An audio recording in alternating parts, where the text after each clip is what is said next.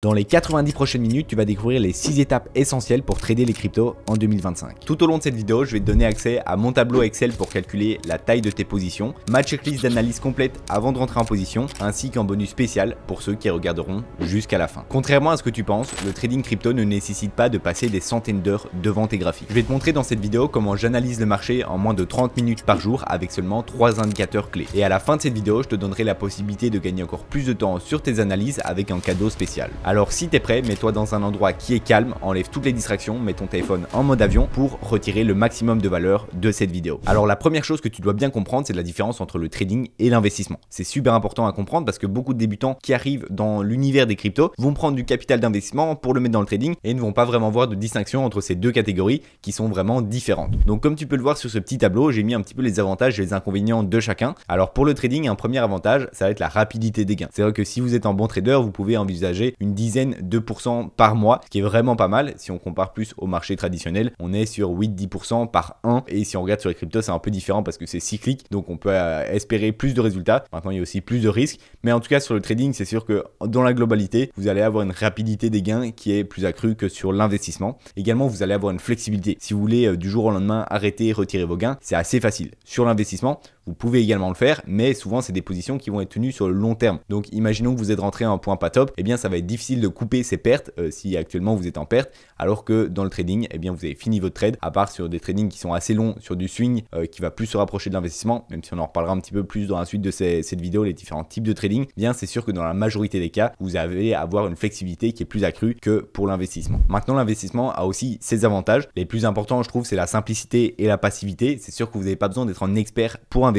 Et également, ça va vous prendre très peu de temps. C'est pas comme le trading où vous allez vraiment avoir une gestion active. Là, pour l'investissement, vous avez qu'à y passer quelques heures par mois pour manager ou alors même mettre vos plans à l'avance et puis ne plus y toucher. Et en fait, vous allez générer des revenus qui vont se faire de manière presque automatique sans que vous n'ayez à faire grand chose. Et également, un gros avantage de l'investissement, c'est son potentiel à long terme. Alors que sur le trading, vous allez avoir une sorte de régularité où vous savez à peu près les résultats que vous allez faire chaque mois après plusieurs mois de rentabilité. Il peut y avoir des meilleurs mois, des moins bons mois, mais dans l'ensemble, ça va plus ou moins être assez stable, alors que sur l'investissement, il peut y avoir des années où vous allez rien faire et puis quelques mois où ça va être vraiment exponentiel. Donc c'est vrai que sur le long terme, le potentiel est vraiment beaucoup plus accru et il y a également bien sûr cet effet d'intérêt composé où tous les bénéfices que vous allez faire, vous pouvez les réinjecter dans votre investissement de base pour faire grossir en fait votre bague et ça fait un peu comme une boule de neige, ça va grossir et ça va à chaque fois être exponentiel. Donc c'est comme ça qu'on arrive après quelques années, quelques dizaines d'années à avoir un portefeuille qui est vraiment énorme et ça, c'est l'avantage du potentiel à long terme. Ensuite, en termes d'inconvénients, si on commence sur l'investissement, c'est sûr qu'on a des rendements qui sont plus lents. Donc comme on l'a vu avant, pour moi c'est la grosse différence entre le trading et l'investissement. L'investissement, ça va être vraiment sur le long terme, alors que le trading, ça va être sur du court, moyen terme. Et également sur l'investissement, eh bien on a moins de contrôle. Je sais bien que ça peut déranger certaines personnes de en fait confier votre argent à une entreprise ou une classe d'actifs. Si je regarde plus sur le marché traditionnel, vous allez investir votre argent dans une société et donc votre argent dépend de cette société. Si elle performe bien, si elle ne performe pas, et donc vous n'avez pas trop le contrôle là-dessus. Pareil sur le Bitcoin, si vous mettez sur le Bitcoin ou sur d'autres altcoins, eh bien vous n'avez pas ce contrôle de la gestion de l'argent. C'est vraiment l'actif, s'il y a des good news, des bad news qui peuvent faire évoluer votre portefeuille. Alors qu'au niveau du trading, eh bien c'est sûr qu'on a plus ce contrôle-là où eh bien si vous perdez ou si vous gagnez, c'est en fonction de vous, c'est en fonction de vos analyses, c'est en fonction de comment vous avez tradé. Étant donné que c'est sur le court terme, il y aura beaucoup moins cet impact de comment l'actif ou la société se comporte. Et maintenant, si on revient au niveau du trading pour les inconvénients, eh bien je pense que le principal c'est le temps consacré. Ça dépend encore une fois de votre type de trading. On verra juste après un tableau un petit peu pour comparer, mais dans tous les cas, ça va prendre plus de temps que l'investissement. Ça peut être du scalping où vous allez prendre vraiment beaucoup de temps chaque jour à regarder les graphiques pour essayer de trouver des opportunités ou des swings qui vont être sur plusieurs jours, plusieurs semaines. Et donc,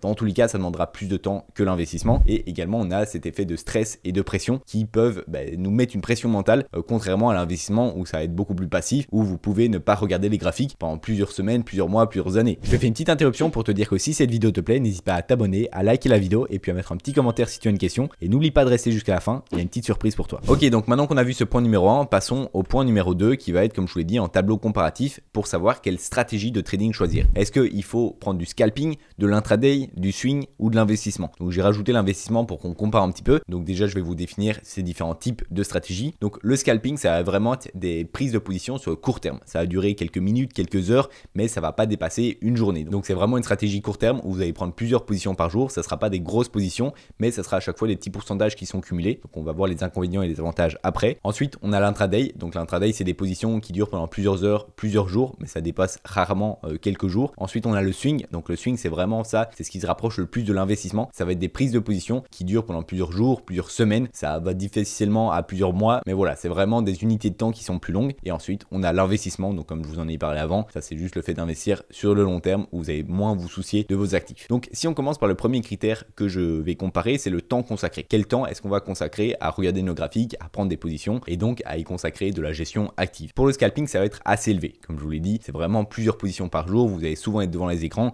Vous pouvez faire ça à côté d'un travail, mais c'est vrai que ça va être surtout sur les heures d'ouverture ou de fermeture des marchés, là où il y aura le plus de volatilité, parce qu'en trader, ça va surtout gagner de l'argent lorsque le marché est volatile. Vous pouvez prendre un mouvement à la hausse ou à la baisse, donc ça n'a pas trop d'importance, mais il faut un marché volatile. Le pire ennemi d'un trader, c'est un marché qui est plat, qui n'est pas volatile, où il n'y a pas de volume. Donc ça, c'est vraiment important, surtout quand on est dans du scalping, que il y ait pas mal de volume, et donc ça va nous prendre une bonne partie de notre temps. Ensuite, intraday, ça va être plus moyen comme temps consacré. Le swing, ça va être faible, et l'investissement, ça va être très faible. Donc très faible, c'est sûr que ça peut même être inexistant si vous avez vos plans en avance, etc. Dans tous les cas, même si vous avez une gestion un peu active de vos investissements, ça ne doit pas vous prendre plus de quelques heures par mois juste pour rebalancer certains actifs. Donc l'investissement, c'est sûr, c'est une catégorie un peu à part, mais je voulais quand même le montrer pour qu'on puisse comparer. Ensuite, le deuxième critère, ça va être le niveau d'expertise. C'est vrai que c'est quand même important de savoir est-ce qu'il faut que j'y passe beaucoup de temps pour me former avant de vraiment pouvoir avoir une certaine rentabilité. Donc le scalping, ça va être un niveau d'expertise quand même assez élevé. Il faut vraiment bien connaître le marché et surtout l'actif que vous allez trader, parce que c'est avec l'expérience que vous allez en fait comprendre certaines patterns, comprendre que l'actif réagit comme ça. Avec ce genre d'annonce, eh bien il est très volatile, avec ça un petit peu moins. Donc c'est vraiment important ça de vraiment se former beaucoup. Ça peut prendre plusieurs mois, certaines fois plusieurs années pour vraiment être rentable. Donc je mets un peu l'intraday dans cette même catégorie, même si peut-être un petit peu moins que le scalping, mais ça demande quand même une connaissance globale du marché. Ensuite, on a le swing où je mettrai un niveau d'expertise moyen, parce que eh bien on se rapproche plus de l'investissement et donc on a moins tous ces facteurs micro qu'il faut regarder. C'est plus global comme point de vue et donc ça demande aussi moins d'expertise, même si c'est pas quelque chose qui va venir comme ça du jour au lendemain.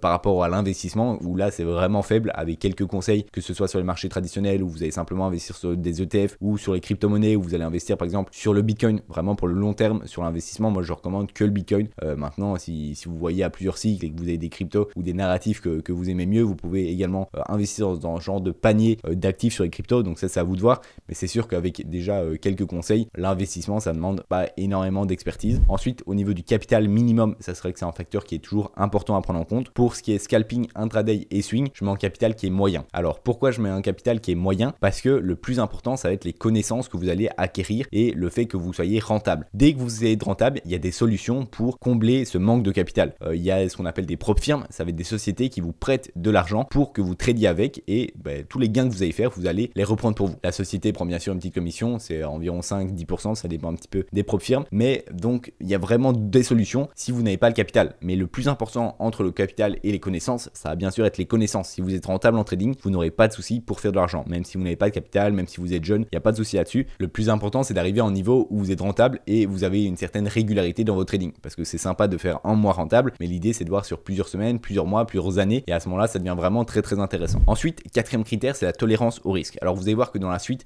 on parlera de tout ce qui est risk management parce que c'est super important d'avoir une bonne gestion du risque. Mais si je vois dans la globalité, au niveau du scalping et de l'intraday, c'est vrai que ça va être des risques qui sont plus élevés, étant donné que ça va vraiment être sur du plus court terme. Eh bien, ça va être des positions qui sont souvent avec des plus grosses tailles de position et donc vous avez la possibilité de perdre pas mal de fois de suite. Par exemple, en une journée, vous pouvez perdre 3-4 trades et donc c'est vrai que le risque, il faut qu'il soit calculé auparavant et il faut que vous ayez une bonne tolérance au risque. Si dès que vous avez perdu $100, vous êtes hors de vous, vous êtes vraiment malade d'avoir perdu cet argent, peut-être que le scalping, l'intraday et même le swing, ça vous conviendra pas. Ça sera plus de l'investissement et même l'investissement, vous pouvez bien sûr avoir un PNL qui est négatif pendant un petit temps, même pendant plusieurs années et c'est toujours de l'argent que vous êtes prêt à perdre. C'est toujours ce qu'on dit parce qu'il n'y a jamais rien qui est 100% assuré. C'est toujours en ratio entre le risque que vous êtes prêt à mettre et la récompense potentielle que vous êtes prêt à avoir. Ensuite, on a tout ce qui est ROI potentiel. Donc ROI potentiel, c'est vrai que pour le scalping et l'intraday, j'ai mis élevé parce qu'on a encore une fois cet effet de intérêt composé. Si vous faites 10% tous les mois, et bien si vous rajoutez ce pourcentage dans votre capital, et bien ça fait grossir votre balance totale et donc vous pouvez prendre des plus grosses positions et donc gagner de plus de gains et ça fait un effet boule de neige. Alors que pour le swing, et bien les résultats viendront plus lentement étant étant donné que c'est des trades que vous gardez pendant plusieurs jours, plusieurs semaines, et bien les résultats avant d'être réinjectés dans votre capital prendront plus de temps à arriver. Et c'est pareil pour l'investissement, ça va prendre plus de temps, c'est plus sur le long terme et donc vous aurez moins cet effet de effet cumulé. Maintenant, dans tous les cas, ça reste des ROI qui sont très variables. Là, je prends dans une globalité, mais si vous investissez dans des bons actifs, ça peut très bien surperformer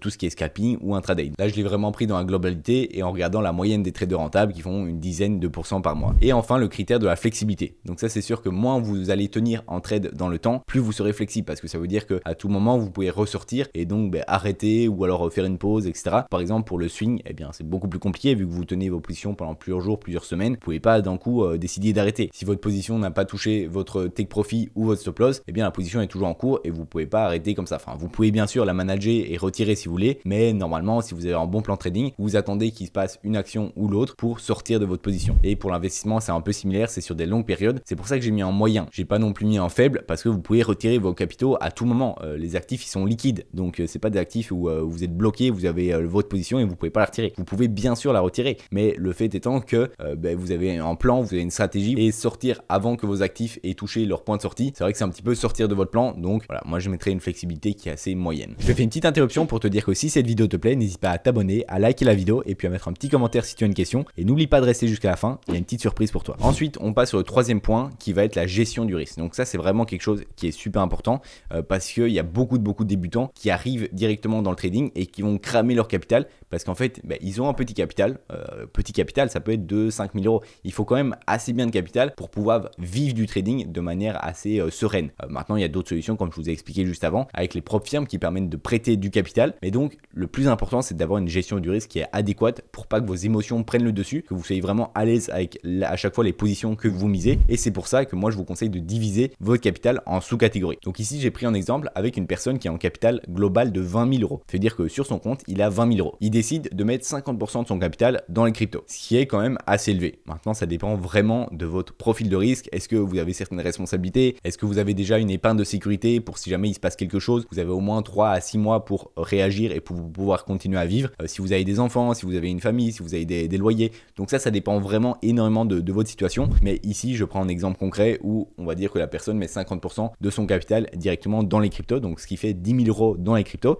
Et ensuite, dans ces 10 000 euros, eh bien, il va allouer un certain capital trading. Donc là, il alloue 20% de son capital crypto à son capital trading. Donc au final, ça revient à faire 10% de son capital global dans un capital trading. Et donc, on finit avec un capital trading de 2 000 euros. Et donc là, ça peut peut-être en déchanter quelques-uns parce que vous vous dites, eh bien, j'ai 20 000 euros de capital global et au final, je me retrouve avec 2 000 euros de capital trading. Si je fais environ 10% par mois, ça me fait 200 euros par mois. C'est vraiment très peu, surtout si vous faites des stratégies qui demandent pas mal de temps, où vous allez beaucoup être devant des écrans. Mais il faut vraiment vous dire que, surtout au début, vous êtes là pour vous former. Vous n'êtes pas là pour gagner de l'argent. Vous allez même sûrement en perdre. Vous êtes là pour vraiment acquérir toutes les connaissances qui, par la suite, vaudront bien plus que ces 2 000, ces 5 000 euros que vous pourriez avoir durant les premiers mois. Donc, il faut vraiment vous laisser quelques mois, parfois une année et demie, pour vraiment vous former au trading. Ça peut être avec des petits capitaux. Vous n'êtes pas obligé non plus de prendre, là, je suis à 10% de mon capital global. Vous pouvez prendre seulement 2%, simplement pour vous entraîner. Vous pouvez aller sur des comptes démo, donc des comptes où c'est de l'argent qui est fictif. On en reparlera un petit peu sur le 6e point où je parlerai du backtesting. Donc c'est important de vraiment subdiviser pour être sûr que votre capital, eh bien, il est en sécurité et que les positions que vous allez prendre ne sont pas trop grosses comparées à votre capital. Ensuite, il va falloir limiter son risque. Donc par rapport à son capital de trading qui est 2 000 euros, vous allez accepter une certaine perte par trade. Donc ça peut être entre 1 et 10%. Les plus sécuritaires vous diront de prendre 1% par position. Moi, je vous recommanderais entre 1 et 10. Je trouve que c'est déjà bien. Donc imaginons qu'on prend une perte acceptée de 5%.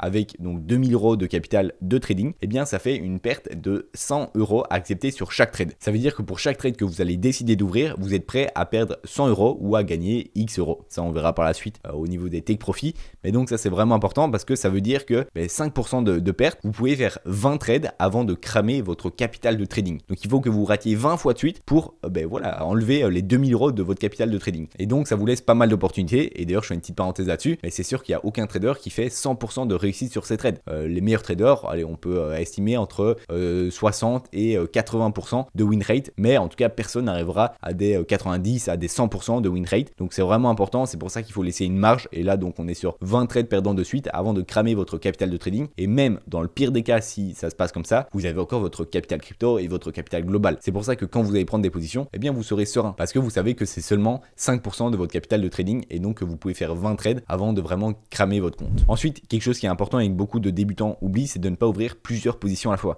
parce que sinon votre risque ici que vous limitez à 5% par trade, eh bien si vous ouvrez plusieurs positions, eh bien ce risque il se multiplie. Donc bien faire attention de ne pas ouvrir plusieurs positions à la fois, sauf, comme je le dis en dessous, si ton trade est sécurisé et que tu ne peux pas perdre. Qu'est-ce que j'entends par là? C'est que si tu mets ton stop loss, donc si tu ne sais pas ce que c'est ton stop loss, on verra un petit peu plus tard, mais c'est en niveau où tu vas sortir de ta position en perte. Donc si ton stop loss, tu le remets à ton point d'entrée, ça veut dire que si le prix il chute à ton point d'entrée, eh bien tu vas sortir de ta position et donc tu seras à ce qu'on appelle à break-even. Tu vas rien gagner, rien perdre, tu vas simplement sortir de ta position. Donc si tu mets ton stop loss au niveau du BE, donc du break-even, eh bien tu ne risques plus rien. Si la position monte, tu continues à gagner de l'argent, et si ta position revient à ton point d'entrée, tu sors. Et donc à ce moment-là, ton risque il est plus de 100 €, il est de 0 €. Et donc à ce moment-là, tu peux reprendre une autre position. Mais tant que ta position n'est pas sécurisée et donc tu ne peux pas perdre dessus, ne rouvre pas d'autres positions. Je te fais une petite interruption pour te dire que si cette vidéo te plaît, n'hésite pas à t'abonner, à liker la vidéo et puis à mettre un petit commentaire si tu as une question. Et n'oublie pas de rester jusqu'à la fin, il y a une petite surprise pour toi. Ensuite, quatrième point, on a l'entrée en position. Donc ça c'est quelque chose de très important parce que si vous optimisez votre point d'entrée, eh bien vous aurez des profits qui sont aussi également optimisés. Vous aurez moins de drawdown, donc de périodes où vous allez être en baisse, et vous aurez plus de profits avec des meilleurs rendements. La première chose que je recommanderais, c'est de noter ces entrées potentielles. Donc vous pouvez par exemple les noter sur 5,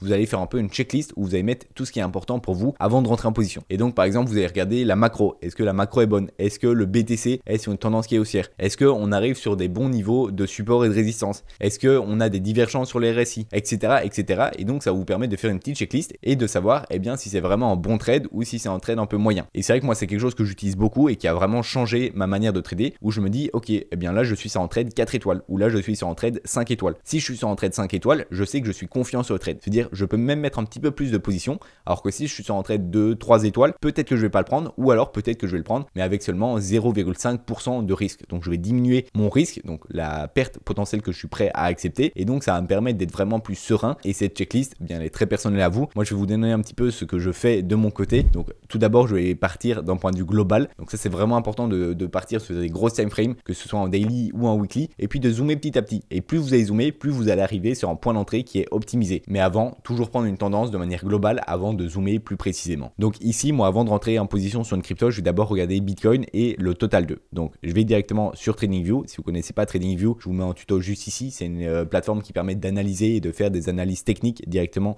sur la plupart des actifs. Donc c'est vraiment super top, il y a pas mal d'indicateurs et tout. Donc si vous ne connaissez pas vraiment, allez voir la vidéo. Donc ici, je viens de rechercher BTC USD pour avoir le graphique du Bitcoin. Donc là, on n'a pas beaucoup d'historique, mais c'est pas très grave. Je suis en weekly, donc une bougie égale une semaine. Ça veut dire que c'est des time frames qui sont vraiment très élevés. Vous voyez que ici, on a 2022, 2023, 2024. Et donc, si je regarde de manière assez simple graphique, je peux voir que ici, on était sur des points hauts. On a fait une correction où on est venu rechercher des niveaux assez bas, voilà, les 17 000 $. Et puis, depuis ce moment-là, eh bien, on est sur une tendance haussière. Je peux voir que le graphique, quand même, il monte de plus en plus vers le haut. Donc, je peux voir que au niveau weekly, on est sur une tendance qui est haussière. Maintenant, je peux venir en daily, donc je zoome un petit peu sur le graphique. Je peux voir que, ok, donc là, on a eu une tendance qui était haussière pendant un certain moment. Ensuite, on est venu un petit peu ralentir la tendance. Et là, eh bien, on commence à ranger. Voilà, si je me trace un petit peu en range assez large, je vais le mettre en jaune pour que ça soit plus visible. On commence à être entre deux bounds, entre les 90 000 et les 108 000 $. Donc voilà, c'est de manière assez grosse, c'est pas une analyse très précise, mais c'est pour voir déjà un petit peu la tendance globale. Et donc, si on me demandait où en est le marché crypto actuellement, je dirais qu'on est dans un range. On est sur une période qui est assez indécise. Tant qu'on sort pas vraiment de ce range, donc au-dessus des 108 000 ou en dessous des 90 000, eh bien, on est sur un range qui est assez indécis. Ça peut être intéressant parfois de prendre des positions en bas du range pour viser le haut du range et vice versa, avec des stop loss qui sont bien sûr contrôlés. Mais ça, on verra par la suite. Là, je vous donne juste déjà quelques pistes. Mais donc voilà, on est en range. Je peux aller encore plus loin. Je peux aller en 4 heures. En 4 heures, je vois quoi? Je vois qu'on était sur une tendance qui était quand même assez haussière juste juste ici, hop, je peux la tracer, et que après on a eu une tendance qui est plus baissière. Donc pour l'instant on est sur une tendance qui est plus baissière. Si je regarde en H4, voilà, on avait une tendance qui est baissière. On commence tout doucement à réinverser la tendance. Comment est-ce que je vois ça? Eh bien avec la théorie de dos. Donc la théorie de dos, c'est une théorie qui est vraiment très connue dans le trading, qui va montrer le sens d'une tendance. Et donc je vais te montrer la théorie de dos juste ici, comme ça sera assez concret. Qu'est-ce que la théorie de dos? Eh bien ça va te montrer en fait le sens d'une tendance. Donc est-ce qu'une tendance est haussière ou baissière? Là on peut voir avec la théorie de dos que c'est une tendance haussière. Pourquoi? Eh bien parce qu'on a des plus bas qui sont à chaque fois plus hauts que les précédents. Donc on peut voir que à chaque fois les plus bas ils sont plus hauts que les précédents et les plus hauts ils sont plus hauts que les précédents. À chaque fois voilà, on peut voir ici il y a une petite inversion. Donc ici sur vraiment du court terme on était sur une tendance qui était baissière, mais dans la globalité on est sur une tendance qui est haussière avec des plus bas de plus en plus haut et des plus hauts de plus en plus haut. Et donc ça c'est la théorie de dos, et c'est la même chose pour une tendance baissière. Si je reviens un petit peu dans le passé, voilà, juste ici, eh bien je peux voir qu'on a des plus hauts qui sont plus bas que les précédents. Ici on a une petite inversion de structure avant de repartir à la baisse avec des plus hauts plus bas que les précédents, et également pour le plus bas c'est pareil, on a à chaque fois des plus bas qui sont plus bas que les précédents. Et donc ça indique bien une tendance à la baisse grâce à la théorie de dos. Alors vous allez voir qu'à force de faire, eh bien vous allez repérer une tendance très rapidement. Moi en une seconde sur le graphique, je peux voir si c'est une tendance haussière ou baissière. Là bien sûr je vois que c'est une tendance qui est baissière. Ce que vous pouvez également faire, vous venez ici dans les lignes, vous pouvez prendre ici le rail, et donc également moi j'aime bien activer l'aimant, comme ça va directement m'aimanter sur les points hauts des mèches, et donc je clique sur un point haut, je clique sur un deuxième point haut, et donc on peut voir qu'ici que la tendance elle est baissière, la ligne elle descend vers le bas,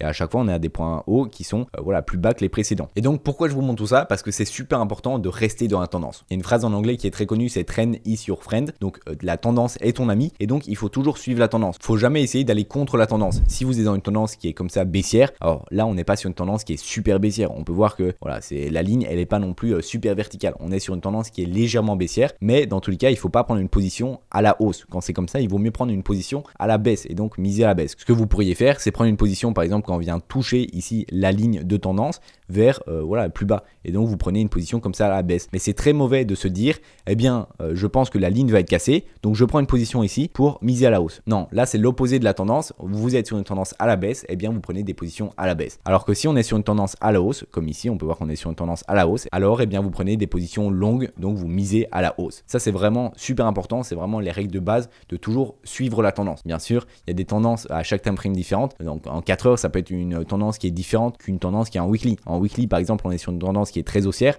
alors que si je me mets en 15 minutes, et ici voilà que je montre, on est sur une tendance qui est baissière. Donc il faut vraiment voir en fonction de votre time frame ce que c'est. Donc là par exemple je pourrais me dire ok on est sur une tendance qui est baissière, je peux short. Par contre là étant donné qu'on est en 15 minutes, c'est du scalping, c'est des positions qui vont durer sur très peu de termes. Donc il faut d'abord que vous soyez au clair sur quel type de stratégie vous allez choisir, et ensuite eh bien vous allez dans les unités de temps qui les caractérisent. Donc ici en 1 heure, je regarde en 4 heures, on reste encore sur des tendances qui sont assez baissières. Donc ça pour par exemple de l'intraday, ça pourrait aussi servir, et on pourrait donc prendre une position à la baisse. Donc voilà, là j'étais un petit peu loin directement sur le BTC, mais c'est pas grave si vous n'avez pas tout compris, on ira de toute façon en fin de vidéo refaire des exercices comme ça. Maintenant je voulais vous montrer vraiment l'importance de regarder le Bitcoin, parce que c'est vraiment le Bitcoin qui est le roi de tous les cryptos. Donc si Bitcoin monte, la plupart des cryptos vont monter. Si le Bitcoin pèse, la plupart des cryptos vont baisser. Il y aura souvent quelques exceptions, mais dans tous les cas il faut suivre Bitcoin. Si Bitcoin est dans une tendance baissière, n'allez pas prendre des longues sur des altcoins. Et également vous pouvez regarder le total 2. Donc qu'est-ce que le total 2? Vous avez juste à rechercher ici total 2, et ici vous cliquez, et donc vous aurez en fait un graphique qui montre toute la capitalisation boursière des crypto-monnaies sans le Bitcoin. Donc en gros c'est tous les altcoins, et donc ça vous permet de savoir si les altcoins sont également sur une même tendance que le Bitcoin. On peut voir par exemple que Bitcoin eh bien il a fait de nouveau plus haut, alors que sur les altcoins eh bien on est sur un double top, on n'a pas réussi à casser les plus hauts, donc ce qui est plutôt baissier, contrairement à Bitcoin où on fait des nouveaux ATH sur des ATH, et donc ça c'est une tendance qui est vraiment haussière. Alors que là si on regarde la théorie de dos, encore une fois c'est vraiment important, eh bien on n'a pas fait des plus hauts que les précédents. Pour l'instant on est plus bas que le plus haut d'avant, et donc pour l'instant on n'a pas encore cette dynamique de tendance haussière, en tout cas validée en weekly. Maintenant si je viens en daily, voilà je peux voir que quand même toute cette phase là on était sur une tendance qui était vachement haussière. Là pour l'instant depuis quelques semaines on est sur une tendance baissière, mais que ici on est potentiellement sur un retournement de tendance. Donc c'est ça qu'on appelle ça quand eh bien on va avoir un plus bas, et que là eh bien si on n'arrive pas à écraser plus bas que ces niveaux là, donc si par exemple on revient ici et puis qu'on repart, eh bien on aura un retournement de tendance et on repartira sur une tendance qui est haussière. Mais pour ça il faut attendre, et il faut bien être sûr qu'on n'aille pas chercher en dessous des anciens plus bas. Donc ça, c'est déjà un premier point de vue global, donc sur Bitcoin et sur les altcoins, pour savoir dans quelle tendance il se situe et donc vers quel sens vous devez prendre position. Est-ce que vous devez prendre à la hausse si on est sur une tendance haussière et à la baisse si on est sur une tendance baissière. Donc maintenant que vous savez le sens de la tendance, on va aller voir les liquidations sur Bitcoin principalement. Et pour ça, on a un site qui est super, qui est CoinGlass. Donc c'est un site qui est gratuit, donc ça fait plaisir surtout pour les rats. Et donc vous avez plusieurs catégories ici. Et si vous venez dans liquidation, vous avez carte thermique de liquidation. Et vous arriverez sur cette page, vous avez différents modèles. Moi personnellement, j'aurai sur le modèle 1. Et ici, vous aurez une heatmap. Donc c'est comme ça qu'on appelle ça. C'est une carte où vous allez avoir différentes couleurs. Et plus on va se rapprocher des couleurs jaunes comme ceci, plus ça va être des niveaux où il y a des liquidations. Et plus on va aller vers des niveaux mauves comme ceci, moins il y aura de liquidation. Qu'est-ce qu'une liquidation? Faut bien comprendre que quand une personne va ouvrir un trade sur un exchange, il va y avoir un niveau de liquidation. Par exemple, s'il prend un trade avec un levier x5, on ira voir un petit peu quel levier il faut utiliser par la suite, mais je vous explique déjà. Donc si une personne prend avec un levier x5, il aura un niveau de liquidation 20% en dessous de son prix d'entrée. Donc imaginons il rentre à 100 000 $, il aura un prix de liquidation à 80 000 $. Et donc ces prix de liquidation, ils sont publics. Et donc voilà, là c'est sur Binance, mais il y a également tous les exchanges. Souvent on va regarder Binance parce que c'est le plus gros, c'est le plus connu, et donc il va retranscrire un petit peu tout le marché global. Et donc ici, je peux voir le cours du Bitcoin et je peux voir que à ces niveaux-ci, on peut voir un niveau qui est jaune, et donc je vois le prix qui est 93 250. Ça veut dire qu'à 93 250, il y a beaucoup de niveaux de liquidation. Donc à ces niveaux-là, il y a beaucoup de gens qui vont être sortis de leur trade. Et la plupart du temps, le marché va essayer d'aller chercher ces liquidations parce qu'il faut que le train soit le moins chargé. Et le marché ne peut pas faire gagner tout le monde. Ce qui fait qu'il va souvent aller chercher des niveaux de liquidation avant de repartir. Donc là, je suis sur une time frame de 24 heures. Mais si je me mets plus large, par exemple sur 2 semaines, je vais avoir le graphique du Bitcoin sur 2 semaines. Ça va charger, voilà. Donc j'ai le graphique du Bitcoin sur 2 semaines et j'ai pas mal de couleurs qui me montrent certains niveaux de liquidation. Ici, par exemple, j'avais pas mal de niveaux de liquidation qui étaient en dessous du cours. Donc ça veut dire que c'est des gens qui posent des longues, donc qui parient à la hausse du cours et qui vont avoir leur niveau de liquidation plus bas. Et donc on peut voir que le marché a été les chercher. Donc là on voit la mèche qui est venue liquider toutes ces personnes là. Alors que si on a des ordres comme ça qui sont au-dessus du cours, comme ici je vois des ordres, voilà, c'est fort jaune, donc il y avait pas mal d'ordres de liquidation qui sont au-dessus, ça veut dire que c'est des personnes qui shortent le marché, qui parient à la baisse du cours. Et donc ici on est venu les chercher avant de baisser. Donc toutes ces personnes là, elles se sont fait liquider avant qu'on reparte à la baisse. Et donc ça va être important de regarder pour savoir s'il y a des gros niveaux de liquidation. Ici actuellement, quand je regarde ce graphique là, je peux voir que à ces niveaux-là, donc au niveau des 92 000, il y a quand même pas mal de liquidations. Donc ça serait pas déconnant que le marché aille chercher ces liquidations avant de repartir à la hausse. Par exemple, ils viennent chercher les liquidations au niveau des 92 000 avant de repartir aux 100 000 $. Et ça, ça peut énormément vous servir en vous disant, ok, alors je vais placer un ordre d'achat ici à 92 000 et en take profit, donc je vais sortir mes gains à 100 000. Et comme ça, vous avez un trade qui est parfait où le marché va aller chercher les liquidations des autres. Vous, à ce moment-là, vous rentrez en position et vous mettez vos stop loss au niveau des prochaines liquidations, donc des personnes qui ont parié à la baisse au niveau des 100 000. Donc ça peut être un peu flou, n'hésitez pas à vraiment vous exercer, vous allez voir que ça va venir avec le temps. C'est beaucoup d'informations qui vont arriver dans cette vidéo, donc vraiment prenez des notes, regardez la vidéo 2 fois s'il faut, mais c'est vraiment des informations qui peuvent vous aider énormément. Et encore une fois, sur ce genre de carte, on a différents time frames, donc on peut voir en 1 semaine, 3 jours.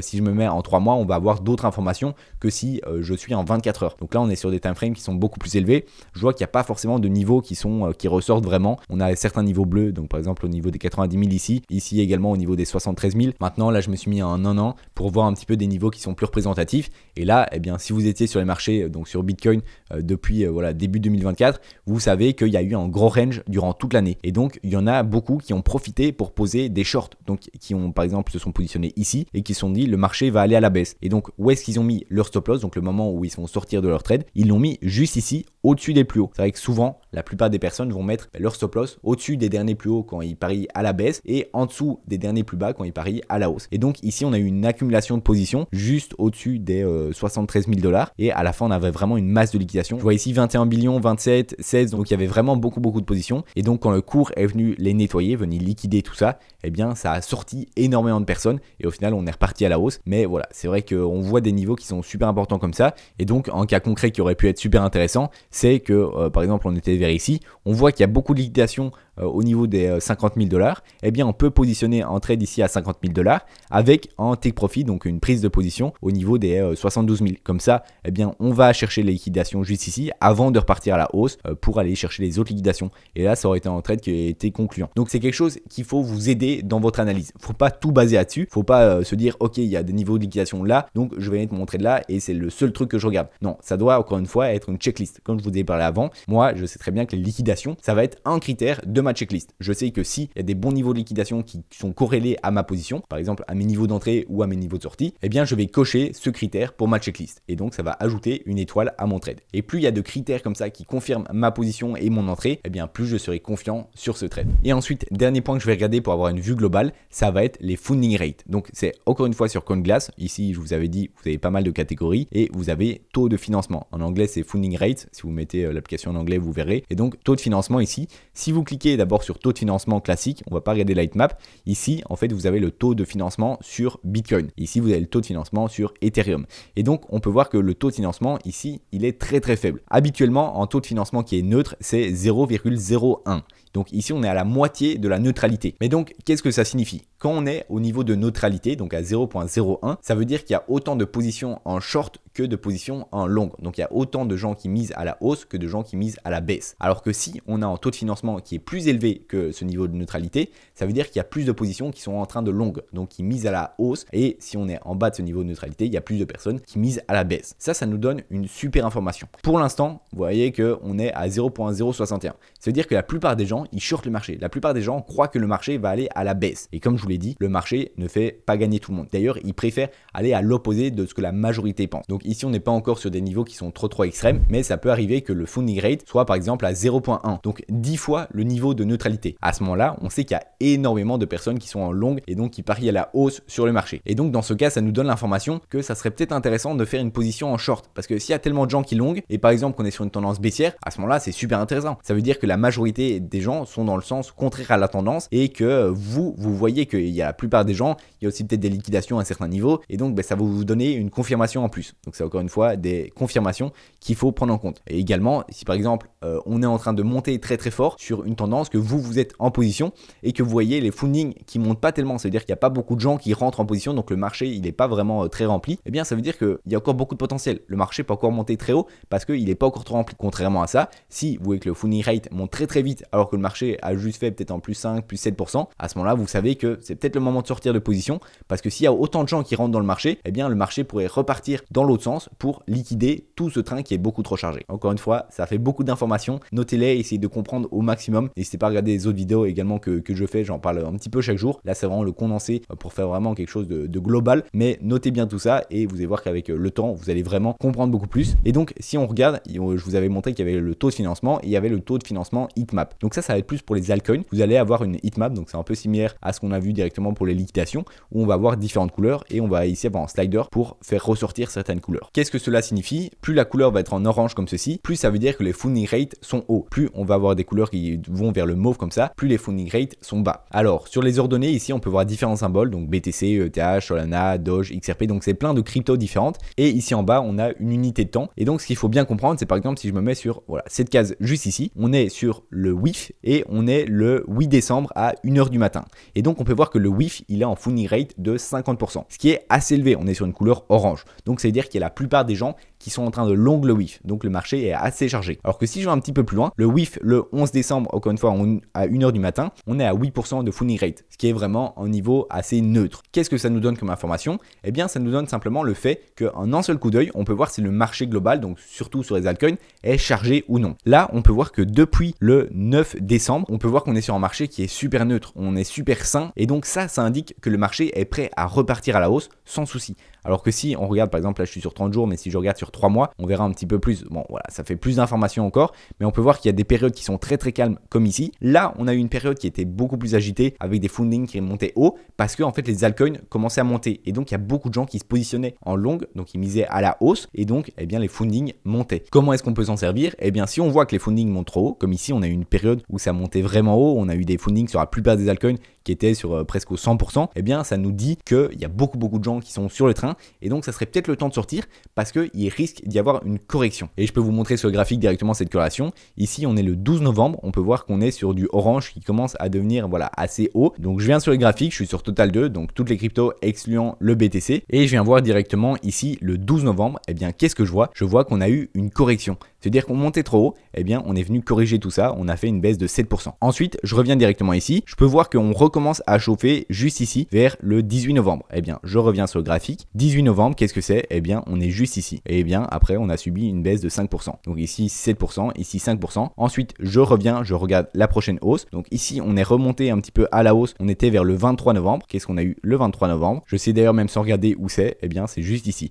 Donc à chaque fois, en fait, dès qu'on arrive sur des points qui sont trop rouges, on arrive sur des tops locaux de marché où on va avoir une correction. Je peux faire ça à chaque fois et je pense que là où on verra le mieux, eh bien c'est ici. On peut voir qu'on monte très très fort et donc dès qu'on arrive ici à la fin de cette zone, on est vers le 7 décembre. Après, on a eu un gros nettoyage et c'est vraiment ça qu'il faut comprendre. C'est lorsqu'on est en orange comme ça, on a souvent des gros nettoyages qui viennent liquider la plupart des personnes pour avoir un marché qui est dans le vert comme ça, qui est assez sain. Et donc ici, eh bien c'était vers le 8 décembre. Si je regarde le 8 décembre, c'est où? Eh bien c'est juste ici. Et voilà, depuis on a eu une grosse correction. On est venu chercher jusqu'à moins 23% et donc moins 23% sur le marché global. Ça veut dire qu'il y a des cryptos qui ont fait des moins 40, des cryptos qui ont fait des moins 10, donc c'est le marché global. Mais donc vous voyez que c'est un outil qui est vraiment très puissant. Et donc si je regarde simplement maintenant, donc je regarde sur 30 jours, je peux voir que actuellement le marché est assez vert et d'ailleurs même mauve. Donc mauve, ça veut dire qu'il y a plus de personnes qui shortent le marché plutôt que de personnes qui long. Donc la plupart des gens, ils pensent que le marché il va aller à la baisse. Bon, pour l'instant on est sur une tendance baissière à moyen terme, donc c'est pas forcément négatif, mais ça m'indique quand même que le marché est prêt à repartir. Il n'y a pas trop de gens dans le train. Donc ça, c'est une super variable si par exemple je voulais prendre une position en longue. Si je veux prendre une position en short, ça serait pas top. Mais si je veux prendre une position en longue, alors un petit V dans ma checklist. Je te fais une petite interruption pour te dire que si cette vidéo te plaît, n'hésite pas à t'abonner, à liker la vidéo et puis à mettre un petit commentaire si tu as une question. Et n'oublie pas de rester jusqu'à la fin, il y a une petite surprise pour toi. Ensuite, on va vouloir trouver un actif qui est intéressant. Pour ça, on va d'abord regarder les tendances sur des grosses time frames. Donc si je reviens sur TradingView, je vais reprendre un actif au hasard. Je vais prendre par exemple le SUI. Le SUI, hop, je regarde ici, je dézoome, je me mets en weekly pour avoir des grosses time frames. Je vais enlever tout ce que j'avais mis. Donc voilà, ici je vois qu'on est sur une tendance qui est assez haussière. Je peux voir qu'on est sur des plus bas qui sont plus hauts que les précédents. Hop, ici comme ça. Je peux également voir qu'on a des plus hauts qui sont plus hauts que les précédents à chaque fois. Donc on est bien sur une théorie de dos, on est bien sur une tendance qui est haussière. Donc ça c'est le premier point. Deuxième point, bon, là, c'est assez visible. C'est quelque chose dont je vous ai pas encore parlé. Mais on voit tout simplement une première figure qui s'appelle un W. On a un W ici qui est super propre. On le voit très bien. Et ça, c'est très bullish. C'est une structure qui donne énormément de puissance parce que, eh bien, les figures comme celle-là, eh bien, ça va toujours retranscrire une bataille entre acheteurs et vendeurs. Ici, on peut voir que les vendeurs menaient. Ensuite, les acheteurs ont réussi à ravaler toute la baisse qu'on avait eue et même à passer au-dessus. Ça veut dire que les acheteurs ont plus de force que les vendeurs. Et c'est vraiment ça qu'on va chercher. C'est quel camp a le plus de force. Est-ce que c'est les acheteurs ou est-ce que c'est les vendeurs? Ensuite, on est reparti à la baisse. Donc, les vendeurs menaient, ils ont ravalé une partie de la baisse, mais ils n'ont pas réussi à faire des plus bas. Et c'est également en lien avec la théorie de dos. Si on n'arrive pas à faire des plus bas, qu'est-ce que ça signifie sur les marchés? Ça signifie que les vendeurs n'ont pas assez de puissance pour pousser le cours en dessous des anciens plus bas. Donc les acheteurs ont plus de puissance et puis on repart à la hausse, on arrive à ravaler la baisse, on arrive à repartir au-dessus des derniers points hauts. Donc ça veut dire que les vendeurs ont beaucoup plus de puissance que les acheteurs. Donc une structure comme ça en W, ça signifie vraiment une force acheteuse, mais qui est saine. Parce que si vous voyez des graphiques qui montent, voilà, comme ceci, qui montent très rapidement comme ça de manière assez exponentielle, mais qu'il n'y a pas de correction, il n'y a pas de W, eh bien c'est souvent des graphiques qui sont moins sains. Ici on a une correction qui est vraiment saine parce qu'on a pu monter, on a pu venir corriger, donc venir chercher des liquidations comme je vous avais parlé, et également eh bien poser une structure qui est assez propre, assez saine, et ensuite repartir. Et ça va être les meilleurs actifs, les actifs qui ont des hausses qui sont fortes, mais avec des belles corrections, qui à chaque fois, bon, ne vont pas en dessous des derniers plus bas, sinon ça fait une tendance qui est différente, mais ça va être les meilleurs actifs. C'est beaucoup mieux d'avoir un actif qui est comme ceci, plutôt qu'un actif qui est comme ça, sauf si bien sûr vous êtes rentré en bas, mais la plupart du temps vous allez attendre une correction, et là vous n'allez jamais savoir rentrer, parce que sur des actifs comme celui-ci, vous avez beaucoup plus de potentiel pour rentrer en bas, sortir en haut, et donc prendre plusieurs trades, alors que ici c'est beaucoup plus compliqué, et les mouvements vont être beaucoup plus violents. Donc ici, imaginons qu'on a une baisse, on va avoir une baisse qui est énorme, qui va revenir, qui va repartir,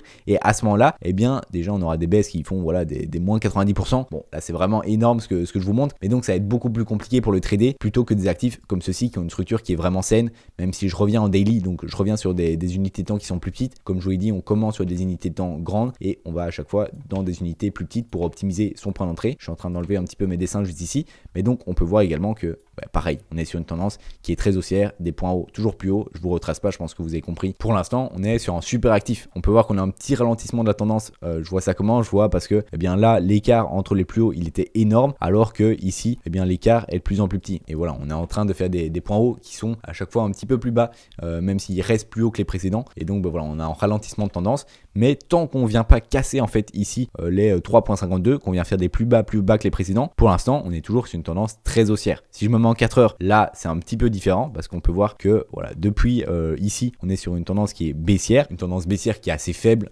ça ressemble même plus à en range qui a une tendance baissière, mais on a quand même à chaque fois des plus hauts qui sont plus bas que les précédents. Donc tant qu'on n'arrive pas à casser ces niveaux-ci, donc juste au-dessus des 4.9, dès qu'on viendra au-dessus des 4.9, là ça relancera la tendance haussière qu'on a depuis plusieurs mois. Ensuite, deuxième point, c'est de regarder l'historique des prix. Ça c'est super important pour voir comment réagit le prix par rapport à certaines baisses ou certaines hausses. Est-ce qu'il surperforme le marché ou est-ce qu'il le sous-performe? Donc pour ça va être plus simple de comparer via d'autres actifs. Vous pouvez par exemple mettre ici le petit plus et comparer par exemple au Total 3. Donc le Total 3, je vous ai parlé du Total 2 juste avant. Le Total 2, c'était toutes les cryptos sauf BTC. Total 3, c'est toutes les cryptos sauf BTC et ETH. Ça va nous donner un point de vue sur vraiment tout ce qui est altcoin. C'est souvent plus intéressant parce que si on prend ETH, ça prend déjà une grosse partie du market cap. Donc c'est un peu moins représentatif. Et ici, je vais mettre comparé par rapport à la même échelle. Donc je compare. Donc ça va être en fonction du point que vous mettez juste ici. Donc depuis août, eh bien le SUI, il surperforme la majorité des altcoins. Si je regarde maintenant depuis, voilà, je vais mettre plus en 4 heures. Si je regarde juste à partir du 16 novembre, eh bien je peux voir que SUI est plus ou moins similaire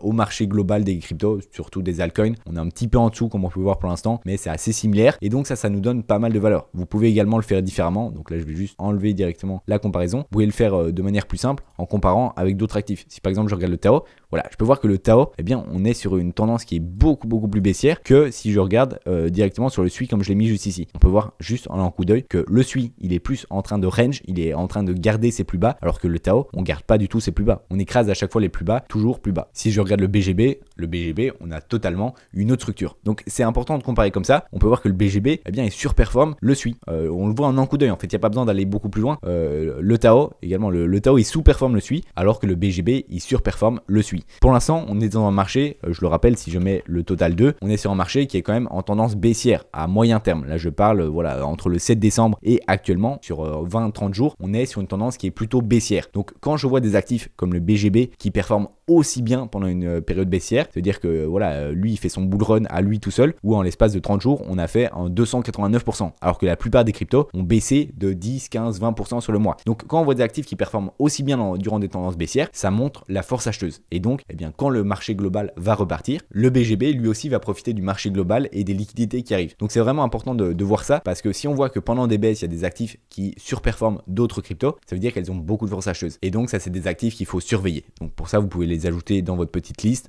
Je vais pas tout réexpliquer le principe de TradingView, je vous ai fait un tuto complet qui est juste ici, mais vous pouvez par exemple mettre des petits signets. Moi je sais que j'ai des petits signets sur les cryptos que je surveille, et donc ça me permet de revoir directement et d'avoir que quelques actifs que je vais surveiller. Parce que si vous avez 200 actifs que vous vous dites ok aujourd'hui je veux trader sur quoi, je sais pas, eh bien c'est compliqué. Vaut mieux avoir 2, 3, 5, 10 actifs où vous savez les patterns, ça va vous faire gagner en temps monstre, parce que vous savez déjà sa structure en weekly, en daily, vous savez pas sur les dernières heures parce que vous n'étiez pas devant les graphiques, mais vous connaissez déjà actif, vous savez qu'il réagit comme ça dès qu'il y a des annonces, vous savez que sur les supports résistance il réagit comme ceci, que souvent il revient sur certains niveaux précis, donc ça va vous faire gagner énormément de temps de trader toujours les mêmes actifs. Je vous demande pas d'en choisir un ou deux, vous pouvez en choisir 5, 10, 15, mais n'allez pas sur 200 actifs différents, je pense que ça vous fera gagner en temps monstre de seulement vous concentrer sur quelques actifs précis. Ensuite, troisième chose, ça va être de tracer des supports et des résistances, et j'ai mis entre parenthèses plus VPVR. Donc pour ça on revient sur le SUI, je vais vous montrer directement l'exemple ici. Donc qu'est-ce qu'un support et une résistance? En support ça va être un niveau où le prix va revenir s'appuyer pour repartir, alors qu'une résistance c'est l'inverse, c'est un niveau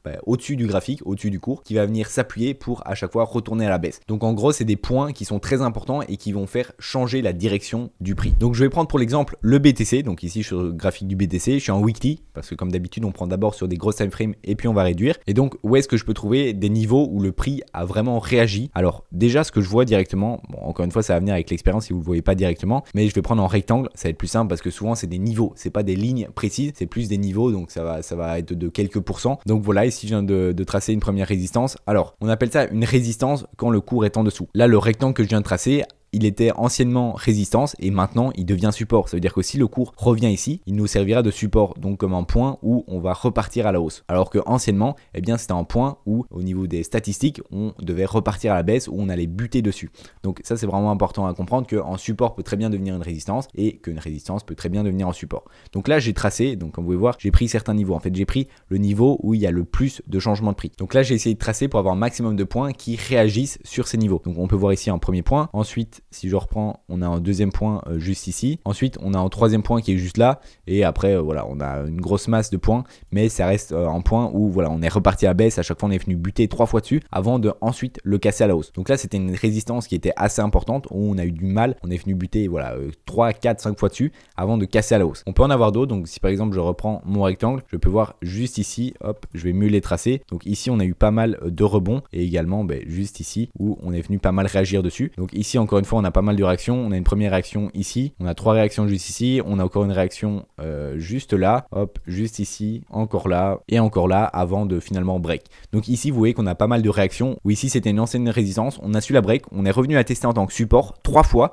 avant de repartir à la hausse. Et puis, on est revenu la tester. Là, on la break à la baisse. Donc, c'est redevenu une résistance. On est venu tester 3 fois la résistance avant de la break et repartir à la hausse. Donc, maintenant, en soi, c'est un support. Donc, voilà, l'idée, c'est de tracer des résistances et des supports comme ça sur le graphique. Bon, on peut pas vraiment tracer de résistance actuellement parce qu'on n'a pas d'historique de prix au-dessus de ces niveaux-là vu qu'on est sur des ATH. Mais ça peut être intéressant pour prendre des positions. Bon, là, on est sur des grosses time frames. Donc, l'idée, c'est de raccourcir et de à chaque fois refaire l'exercice sur des plus petits time frames. Mais on pourrait se dire, eh bien, le graphique pourrait très bien rechuter jusqu'ici. Ça pourrait être intéressant de prendre un point d'achat juste ici sur ce support. Et donc, comme je vous l'ai dit, l'idée, c'est de refaire l'exercice sur des plus petites time frames. Donc ici, je viens en 1 heure et c'est quand même un peu des poupées russes, hein, les cryptos. Vous pouvez à chaque fois retrouver des nouveaux supports, des nouvelles résistances. Là, je vais mettre en 4 heures plus pour avoir un aperçu global et je vois très bien qu'il y a une résistance juste ici en dessous. Alors, à voir comment la tracer. Souvent, moi, ce que je fais, c'est que, comme je vous l'ai dit, je vais essayer d'avoir un maximum de points qui réagissent dans la zone que j'ai mis. Donc ça pourrait être une résistance comme ça, elle est assez grosse. L'idée c'est que j'essaye toujours d'avoir des résistances et des supports qui sont assez fins parce que si vous mettez voilà en gros carré qui fait ça, ça devient plus une résistance quoi, ça devient vraiment en range énorme. Donc ici c'est encore un peu élevé, je le mettrai plus comme ceci. Et donc ici on a des niveaux à chaque fois où ça vient réagir. On a un premier niveau juste ici, deuxième là, troisième ici, quatrième ici, cinquième ici, sixième ici et peut-être qu'on va venir le retester. Donc ça pourrait être encore une fois un niveau intéressant pour prendre en point d'entrée. Par exemple avec toutes les corrélations qu'on a depuis le début, on a vu qu'on avait pas mal de liquidation en dessous des 90 000 $. Donc ça pourrait être intéressant de prendre une position juste en dessous de ce support. Parce que si on vient mécher juste en dessous, c'est pas embêtant en fait. L'idée c'est que le prix va réagir sur cette résistance. Mais il peut bien sûr aller chercher un petit peu plus bas avant de repartir. Donc ça pourrait être intéressant de mettre une position à 90 parce qu'on a plusieurs confluences. On a d'abord le fait qu'il y a pas mal de liquidation en dessous. On a le fait que les funding rates sont assez bas et on a le fait qu'on a en gros support ici juste en dessous. Si vous êtes sur du swing, ça peut être intéressant de prendre la position parce qu'on est sur une tendance qui est haussière. Maintenant, si vous êtes sur du scalping, c'est pas du tout intéressant de prendre une position à ce niveau-là parce qu'on est sur une tendance qui est baissière. Et donc ici, si vous vous souvenez bien, j'avais mis ici plus VPVR. Qu'est-ce que ça va être le VPVR? C'est un indicateur que j'utilise pas mal. C'est ce qu'on appelle le Volume Profile Visible Range. Donc en fait, ça va vous montrer des niveaux où il y a beaucoup de volume. Moi, je m'en sers pas mal avec les résistances et les supports. Ça peut nous donner parfois des confirmations. Vous allez voir que j'utilise pas 200 indicateurs. Il y en a quelques là que j'utilise, mais je vais principalement utiliser le VPVR et le RSI qui sont pour moi les deux meilleurs indicateurs. Donc si je clique dessus, ça va m'ouvrir ici à gauche des barres de plus ou moins grande longueur. Et donc, plus la barre est grande, plus ça veut dire qu'il y a du volume à cet endroit-là. Et donc, eh bien, ici, je vois que entre ces niveaux-là, donc entre les 98 000 $ et les 95 000 $, eh bien, il y a beaucoup de volume. Ça veut dire que le cours a beaucoup été dans cette zone. Et donc, maintenant, si j'enlève le VPVR, donc j'ai juste à le masquer, je l'avais ouvert 2 fois, eh bien, je peux voir que cette zone-ci, on a beaucoup de volume qui est à l'intérieur. Donc, ça peut servir parfois pour des niveaux de support et résistance. Donc, par exemple, si je le mets ici en daily, je peux voir qu'on a des gros niveaux à partir des 70 000 $. Et donc, eh bien, ça pourrait être un indicateur pour une certaine résistance. C'est-à-dire que si on revient à ces niveaux-là, eh bien, vu qu'il y a énormément de volume juste ici à gauche, ça peut nous servir de support pour repartir par la suite. Et ça nous indique également que entre ces deux niveaux-ci, donc ici, on peut voir qu'on a un petit peu de volume et surtout que la majorité du volume est juste ici. Entre ces deux niveaux, ça nous indique que le prix peut très très vite réagir dans ces niveaux parce que c'est assez creux. Donc, il n'y a pas beaucoup de volume. Donc, on peut très vite monter ou baisser entre ces niveaux-ci. Et donc, ça peut nous aider. Par exemple, quand on était ici dans ce range, on sait qu'au-dessus, il y avait très très peu de volume. À ce moment-là, il n'y en avait même pas parce qu'il n'y avait pas forcément d'ATH. Mais même s'il y avait un historique de prix à gauche, eh bien, si on voit qu'il y a comme ça un trou au niveau du VPVR, on sait que le prix peut très très vite accélérer à la hausse. Donc, le VPVR, moi, ça va beaucoup m'aider, surtout combiné avec des niveaux de support et résistance. Ensuite, donc, l'idée, c'est de passer sur des plus petits time frames. Donc, ça, je vous l'ai montré au fur et à mesure, mais c'est toujours intéressant de commencer sur des grosses time frames, par exemple en weekly ou en daily, tracer les tendances, tracer les supports et résistances. Ensuite, zoomer, refaire l'exercice et comme ça, vous allez affiner vos points d'entrée et avoir plusieurs confirmations. Et enfin, je vous mets ici utiliser le RSI. Donc, ça, c'est vrai que c'est un indicateur qui est très utile. Vous mettez indicateur et et Relative Strength Index. C'est un des indicateurs les plus utilisés. Moi personnellement, ce que j'aime bien faire au niveau du RSI, c'est directement, donc je clique ici sur la petite roue des paramètres et je vais enlever ici la moyenne mobile. Je garde juste le RSI de manière assez simple. Le RSI, ça va montrer la force d'un mouvement. Et ce qu'on va rechercher, c'est des divergences. Donc des moments où sur le cours on monte et sur le RSI on baisse, et l'inverse. Donc si sur le cours on descend et sur le RSI on monte. Ça veut dire qu'il y a quelqu'un qui ment, et dans ces cas-là, c'est toujours le RSI qui a raison. Donc ici on en voit une assez rapidement directement sur le graphique. Donc on peut voir ici que sur le graphique on est en train de monter. On fait des hauts qui sont plus hauts que les précédents, alors que sur les RSI on est en train de baisser. Donc on regarde exactement au même moment, et donc là on a une divergence qui est baissière. Ça veut dire que le RSI montre que la force acheteuse est de moins en moins présente, alors que sur le prix on fait à chaque fois des plus hauts. Donc ça indique un retournement de tendance, et donc on va baisser. Ça n'a pas manqué parce que pour l'instant on est en train de retourner, donc ça peut durer un petit peu plus longtemps, je ne sais pas, mais en tout cas ça peut nous indiquer des mouvements à l'avance. Je sais que moi je m'en sers beaucoup, surtout par exemple si on a une tendance qui est baissière. Voilà, en cas concret ça a été ici au top. Si je me mets en weekly, ici le top de 2021, on peut voir que sur le graphique on faisait un nouveau plus haut, donc on avait une tendance qui était haussière, alors que sur le RSI on nous montrait des points hauts qui étaient plus bas que les précédents. Donc là encore une fois on a une divergence baissière, et au final ça nous a montré que c'était le top de 2021, et après on a corrigé, on a fait un moins 77%. Pour moi c'est un des seuls indicateurs qu'il faut vraiment regarder, que ce soit en termes de divergence, mais ça peut aussi être simplement sans regarder les divergences. Dès qu'on arrive sur des niveaux au-dessus des 70, on arrive sur des niveaux de surachat, donc c'est à dire qu'il y a beaucoup trop d'achats, et donc c'est souvent un moment qui est intéressant pour vendre. Et pareil à la baisse, quand on arrive en dessous des 30, c'est souvent des surventes, donc c'est des moments qui sont intéressants pour acheter. Vous pouvez voir que survente on en a eu un petit peu ici, c'était un moment intéressant pour acheter. Ici on a été frôlé, donc là c'était vraiment le bottom. Et sinon au niveau des surachats, on a commencé à avoir des surachats juste ici au niveau des 38 000, alors que le top était à 63, donc c'est sûr que si on regardait juste le RSI on serait sorti assez tôt. Mais ici également ça peut nous donner des indications. Là on peut voir qu'on arrivait sur des zones de surachat ici au niveau des 69 000, et si je regarde également ici, j'enlève la petite flèche, on arrive sur des zones de surachat actuellement ici. Donc on est peut-être sur un potentiel top local avant peut-être de repartir d'ici quelques semaines. Mais voilà, c'est toujours intéressant. Vous pouvez également regarder en daily, en weekly, ça va vous donner différentes indications. À savoir que plus vous allez monter dans les time frames, plus l'information doit avoir du poids. Si en weekly on a une divergence baissière pendant plusieurs semaines, plusieurs mois peut-être, on va potentiellement avoir une chute du marché. Donc c'est vraiment des choses qui doivent avoir de la valeur dans votre analyse. Quand vous regardez en daily, que vous voyez qu'il y a une divergence et que donc le graphique va probablement partir à la baisse, c'est peut-être pas le moment de rentrer à la hausse sur un trade intraday ou swing. Si c'est du scalping, ça aura pas trop d'importance, mais si c'est des time frames qui sont plus longues, ça aura une importance. Donc ça c'est important de toujours regarder en grand et puis de zoomer progressivement pour avoir toutes les informations et toutes les corrélations possibles. Maintenant qu'on a vu tout ça, passons au stop loss et au take profit. Donc ça on rentre un petit peu plus dans le dur. C'est vraiment quelque chose qui est super utile parce que il faut toujours trader avec des stop loss et des take profit. Alors quelle est l'utilité et déjà qu'est-ce que c'est? Parce que c'est vrai que si vous êtes débutant vous savez pas forcément ce que c'est. Donc je vais venir directement sur le graphique, et donc pour visualiser tout ça il y a un outil sur TradingView qui est très bien. Vous venez juste ici et vous avez longue position et short position. Donc si vous voulez ouvrir une position à la hausse ou à la baisse,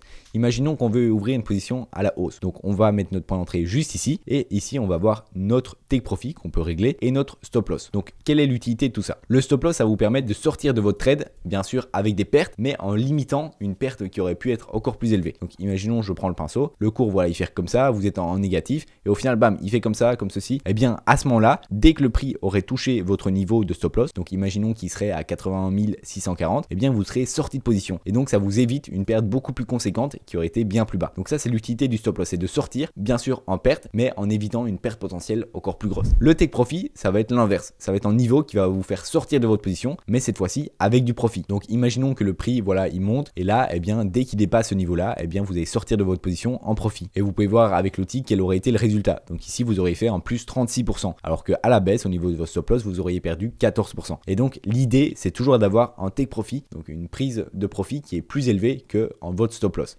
Et pour ça, eh bien vous voyez que ici vous avez 13% de perte contre 36%. Et ça forme un ratio. Le ratio, il est juste ici. C'est ce qu'on appelle le risque reward. C'est en ratio de 2.7 actuellement parce qu'on a 13% contre 36%. Donc ça, c'est vraiment quelque chose qu'il faut regarder absolument au niveau du risque reward. Je vous conseille vraiment d'avoir des risques reward plus gros que 2. Qu'est-ce que ça veut dire? Ça veut dire que si vous perdez 2 positions et ensuite que vous en gagnez une, vous serez à break-even. Donc vous serez au même niveau de départ. Alors que si vous aviez un ratio plus petit, par exemple si vous avez un stop loss qui est plus large et que vous avez un risque reward qui est de 1, eh bien ça veut dire que même si la moitié de vos positions sont gagnantes, eh bien vous n'avez pas de bénéfice parce que vous avez perdu autant que ce que vous avez gagné. Donc l'idée c'est toujours d'avoir un risque reward qui est au-dessus de 2. Au-dessus de 2 c'est vraiment bien. Après vous pouvez avoir des risques reward qui sont beaucoup plus élevés, 3, 4, 5, ça dépend un petit peu et ça dépend aussi comment vous allez manager votre trade. Parce que vous pouvez avoir un risque reward de 4.88 mais dès que votre trade part en positif, eh bien vous décidez de monter votre stop loss progressivement et donc le ratio change. Mais ça on va le voir par la suite, comment manager son trade. Là on est vraiment sur le stop loss et le take profit. Donc si vous avez bien compris le principe, l'idée c'est vraiment de vous protéger. Le stop loss il va vous protéger d'une potentielle perte qui est plus longue. Par exemple, eh bien vous rentrez en trade maintenant, vous dites moi je ne pense pas qu'on ira sous les plus bas. Vous pouvez voir qu'on a des plus bas juste ici. Si on va en dessous des plus bas, eh bien ça va invalider mon analyse et donc je suis prêt à sortir pour éviter une perte potentielle qui irait bien plus bas. Et à la hausse, vous pourriez vous dire, eh bien moi je pense qu'on va aller chercher au-dessus des nouveaux plus hauts parce qu'il y a pas mal de liquidité. Vous avez vu par exemple ça. Et donc ici on a un ratio de 3.33 qui est vraiment pas mauvais. On a notre stop loss qui est établi, notre take profit qui est établi. Et donc dès qu'on entre en trade, eh bien vous n'avez presque plus rien à faire. Alors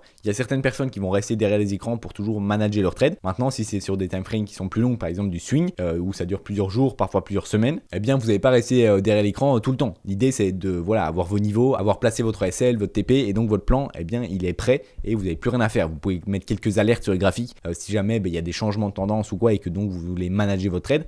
Mais dans l'ensemble, vous n'avez plus grand chose à faire. Alors ici au niveau du stop loss et take profit, moi je vous dis de placer votre stop loss sous les zones de liquidité et également de placer son TP sous des résistances ou utiliser Fibonacci. Donc ça, il y a plein de méthodes différentes pour placer des TP et des SL. Donc ça, je vous laisserai regarder de votre côté. Mais c'est vrai que moi, la plupart du temps, je vais regarder en fonction des liquidités tout simplement. Comme je vous ai montré avant, eh bien, je sais qu'il y a des liquidités juste au-dessus. Donc je vais mettre mon TP juste ici parce que je pense qu'on va aller chercher ces liquidités. Au niveau du SL, ça pourrait être aussi en termes de liquidité. Je sais qu'il y a des liquidités juste ici. Eh bien donc, je vais mettre mon stop loss pas juste ici, je vais mettre un petit peu en dessous. Comme ça, eh bien, si on vient chercher liquidité et repartir, eh bien, je serai toujours dans mon trade. Donc ça, c'est quelque chose qui est important à prendre en compte. Également, vous pouvez utiliser des Fibonacci. Moi, c'est vrai que Fibonacci, c'est un outil qui me sert pas mal. Ici, je vais mettre en weekly pour avoir quelque chose de plus représentatif. Fibonacci, vous pouvez le trouver juste ici, c'est Fib Retracement. Et en fait, l'idée, ça va être de tracer du point bas du mouvement au point haut et ça va vous donner certains niveaux. Je vais pas vous faire un cours complet sur Fibonacci parce que c'est vraiment un outil qui est énorme. Je vous ai regardé de votre côté, mais c'est vraiment quelque chose qu'on retrouve partout, même dans la vie tous les jours. Donc c'est vraiment très intéressant, mais ça prendrait plusieurs heures à développer. Donc je vais juste vous expliquer les bases. Ici, donc on a tracé ce Fibonacci du point bas du mouvement au point haut et donc ça va nous donner certains niveaux. Ici, on a les 0.236, des 0.382, 0.5, 0.618, 0.786 et on a les 1 qui sont le point de départ. Qu'est-ce que ça signifie? C'est des niveaux où souvent on va venir réagir. Donc ça peut nous servir un petit peu comme des sortes de supports, notamment si on est sur un mouvement qui est très haussier, on peut avoir des retracements qui ne viennent qu'au 0.236. Donc je sais pas, par exemple sur le BGB que je vous montrais tout à l'heure, eh bien on est sur des mouvements qui sont tellement exponentiels, donc ça peut être intéressant de tracer un Fibonacci. Ici je prends le point bas, je prends le point haut, je sais que ici on est revenu tout pile au 0.382. Si je mets un autre Fibonacci sur le prochain mouvement, je vois ici qu'on revient sur la zone des 0.5 et donc ici ça peut être intéressant parce que vous voyez que c'est vraiment au pixel près où on vient sur des niveaux de Fibonacci. Et même si je reviens un petit peu avant, je sais que moi ça m'avait servi pour un trade où à chaque fois dès qu'on revenait sur les 0.382, je prenais une position. Donc ici si je remets hop un Fibonacci, alors je l'ai mal placé, je vais bien le replacer donc du point bas au point haut, je vois ici on est revenu à 0.382. Donc là c'est exactement ce que je disais. Ensuite je retrace voilà sur le prochain mouvement, on est venu tout pile ici sur la dernière mèche au 0.5, donc là on était un petit peu plus bas, mais donc ça peut être vraiment très utile en vous disant eh bien mon stop loss je vais le mettre en dessous des 0.6 parce que je vois que sur les anciens mouvements on n'est jamais venu retracer en dessous des 0.382 ou 0.5. Donc si je le mets au 0.6 normalement il ne devrait pas y avoir de soucis. Donc voilà, ça c'est des choses qui peuvent vous aider, donc soit avec les liquidités, soit avec les supports et résistances. Pour moi support et résistance c'est vraiment quelque chose d'assez puissant en termes de stop loss. Si vous avez un gros support sur le cours, eh bien vous mettez votre stop loss juste en dessous parce que c'est fort probable que le cours vienne rechercher ce support avant de repartir et donc ça serait con de vous faire sortir avant, donc vous allez mettre votre stop loss un petit peu en dessous de ce support. Et donc pour moi ça c'est vraiment le plus cohérent, même si encore une fois il y a plein de méthodes pour les stop loss et les take profit. Je vous laisserai regarder de votre côté, moi je vous donne les principaux, ceux que j'utilise personnellement. Et enfin je vais vous montrer comment calculer la taille de sa position. Donc ici j'arrive sur un petit tableau Google Sheet que j'ai fait moi-même et que je vous laisserai en description. Donc c'est cadeau, comme ça vous pouvez calculer votre taille de position de manière assez facile. Donc on va venir mettre ici son capital de trading. Donc vous aurez simplement à venir ici dans le fichier et créer une copie. Sinon vous ne pourrez pas le modifier par vous-même. Mais dès que vous serez venu ici et créer une copie, vous pourrez ensuite le modifier et donc avoir ce tableau tout le temps à côté de vous. Donc vous avez simplement avec votre capital de trading. Imaginons ici j'ai mis 20 000 $. Donc j'ai 20 000 $ de capital de trading. Je vais mettre le pourcentage par trade que je suis prêt à risquer. Donc ici imaginons que je mette 4%. Eh bien il va me donner la perte autorisée. Donc la perte autorisée par trade elle est de 800 $. Donc je suis prêt à chaque trade à perdre 800 $ en termes de stop loss. Ensuite, la seule information que vous allez devoir modifier, c'est ici, c'est le stop loss. Donc là je l'ai mis à 5% parce que c'était mon dernier trade. Mais si je reviens par exemple ici, voilà, je reviens sur le BGB, je remonte un petit peu. Donc imaginons que je veux prendre une position sur le BGB. Là le rectangle que j'ai tracé c'est un Fibonacci. Donc comme je vous l'ai montré avant, ça marche assez bien. Je prends du point bas au point haut. Et là on a cette zone entre les 0,382 et les 0,5. Donc je l'ai tracé pour voir directement sur le graphique. Également je sais qu'il y a pas mal de liquidité en dessous des points bas juste ici. Donc ça me paraît une bonne corrélation qu'on vienne rechercher ces niveaux-ci. Donc qu'est-ce que je vais tenter? Je vais tenter en longue directement ici, en prenant la zone de Fibonacci. Je peux mettre mon stop loss si je veux vraiment être assez serein. Je peux le mettre en dessous des derniers plus bas. Là ça fera un gros stop loss de 48%. Donc là c'est vraiment des gros stop loss. C'est plus sur du swing, ou alors vous allez mettre en levier x2. C'est même plus de l'investissement plutôt que du swing. Maintenant vous pouvez également le mettre plus bas. Donc ici je peux mettre en 1 heure pour voir un petit peu plus d'informations. Je pourrais par exemple le mettre juste ici en dessous parce que ici je vois qu'on a de la liquidité. Donc on pourrait revenir chercher cette liquidité, mais si on vient plus bas, eh bien ça invalide mon plan et donc je suis prêt à sortir de ma position. Et au niveau de mon TP, pour ce genre d'actifs, le TP, moi je pense qu'on ira bien sûr chercher les plus hauts, donc ça c'est sûr, mais je pense qu'on peut même aller plus haut. Au niveau des 10 $, pour moi c'est une target qui est assez psychologique, c'est un chiffre clé, donc je peux mettre ici mon TP à 9,85. Et donc ici ça va me donner un ratio de 3 qui est bon. Et pour savoir quelle taille de position je dois mettre, eh bien j'ai simplement à venir voir ici mon stop loss, il est de 16,53%. Donc je reviens sur la calculette, je mets 16,53%. Je fais Enter et donc là je vois que ma taille de position que je dois mettre c'est 4840 $. Et donc si je mets cette taille de position, je sais que si j'arrive à mon stop loss, eh bien je perdrai 800 $, soit 4% de mon capital de trading qui est de 20 000 $. Et également je peux voir mon levier maximum que je peux utiliser. Donc là je peux utiliser maximum mon levier x6. C'est-à-dire que si je vais au-dessus du levier x6, eh bien ça n'aurait pas de sens parce que mon prix de liquidation serait au-dessus de mon stop loss. Donc là ça invalide totalement. Donc c'est vraiment important de prendre un levier maximum à celui qui est indiqué ici. Également j'ai des indications ici. Comme quoi, si je prends un levier x2, eh bien j'aurai simplement à mettre 2420 € de capital un petit peu de ma poche. Avec un levier x2, ça arrivera à ma taille de position totale. Si je mets un levier x4, eh bien j'ai besoin de mettre que 1210 € de ma poche et on arrivera à cette taille de position. Donc là, ça va évoluer en fonction de ce que vous mettez. Donc vraiment, le tableau, je l'ai bien fait pour que ça soit le plus simple pour vous. Si par exemple, vous avez un stop loss qui est de, je sais pas, 3,5%, eh bien vous pouvez maximum mettre en levier x29 et votre taille de position doit être de 22 857. Ce qui fait que si vous utilisez un levier x20, imaginons vu que le maximum c'est x20, eh bien vous devez mettre 1143 € de votre poche et le reste se fera directement avec l'effet de levier. Alors pour trader, moi j'utilise la plateforme Bitget. Pour moi c'est la meilleure plateforme, que ce soit même pour acheter des petites cryptos. La plupart des cryptos seront listés assez rapidement et pour trader, pour moi c'est le plus simple. Il n'y a pas trop de frais, il y a toutes les cryptos qui sont disponibles. Vraiment pour moi Bitget c'est la meilleure plateforme qu'il existe sur le marché actuellement. Et donc si vous n'avez pas encore de compte, vous pouvez passer en description, vous aurez moins 10% sur tous vos frais à vie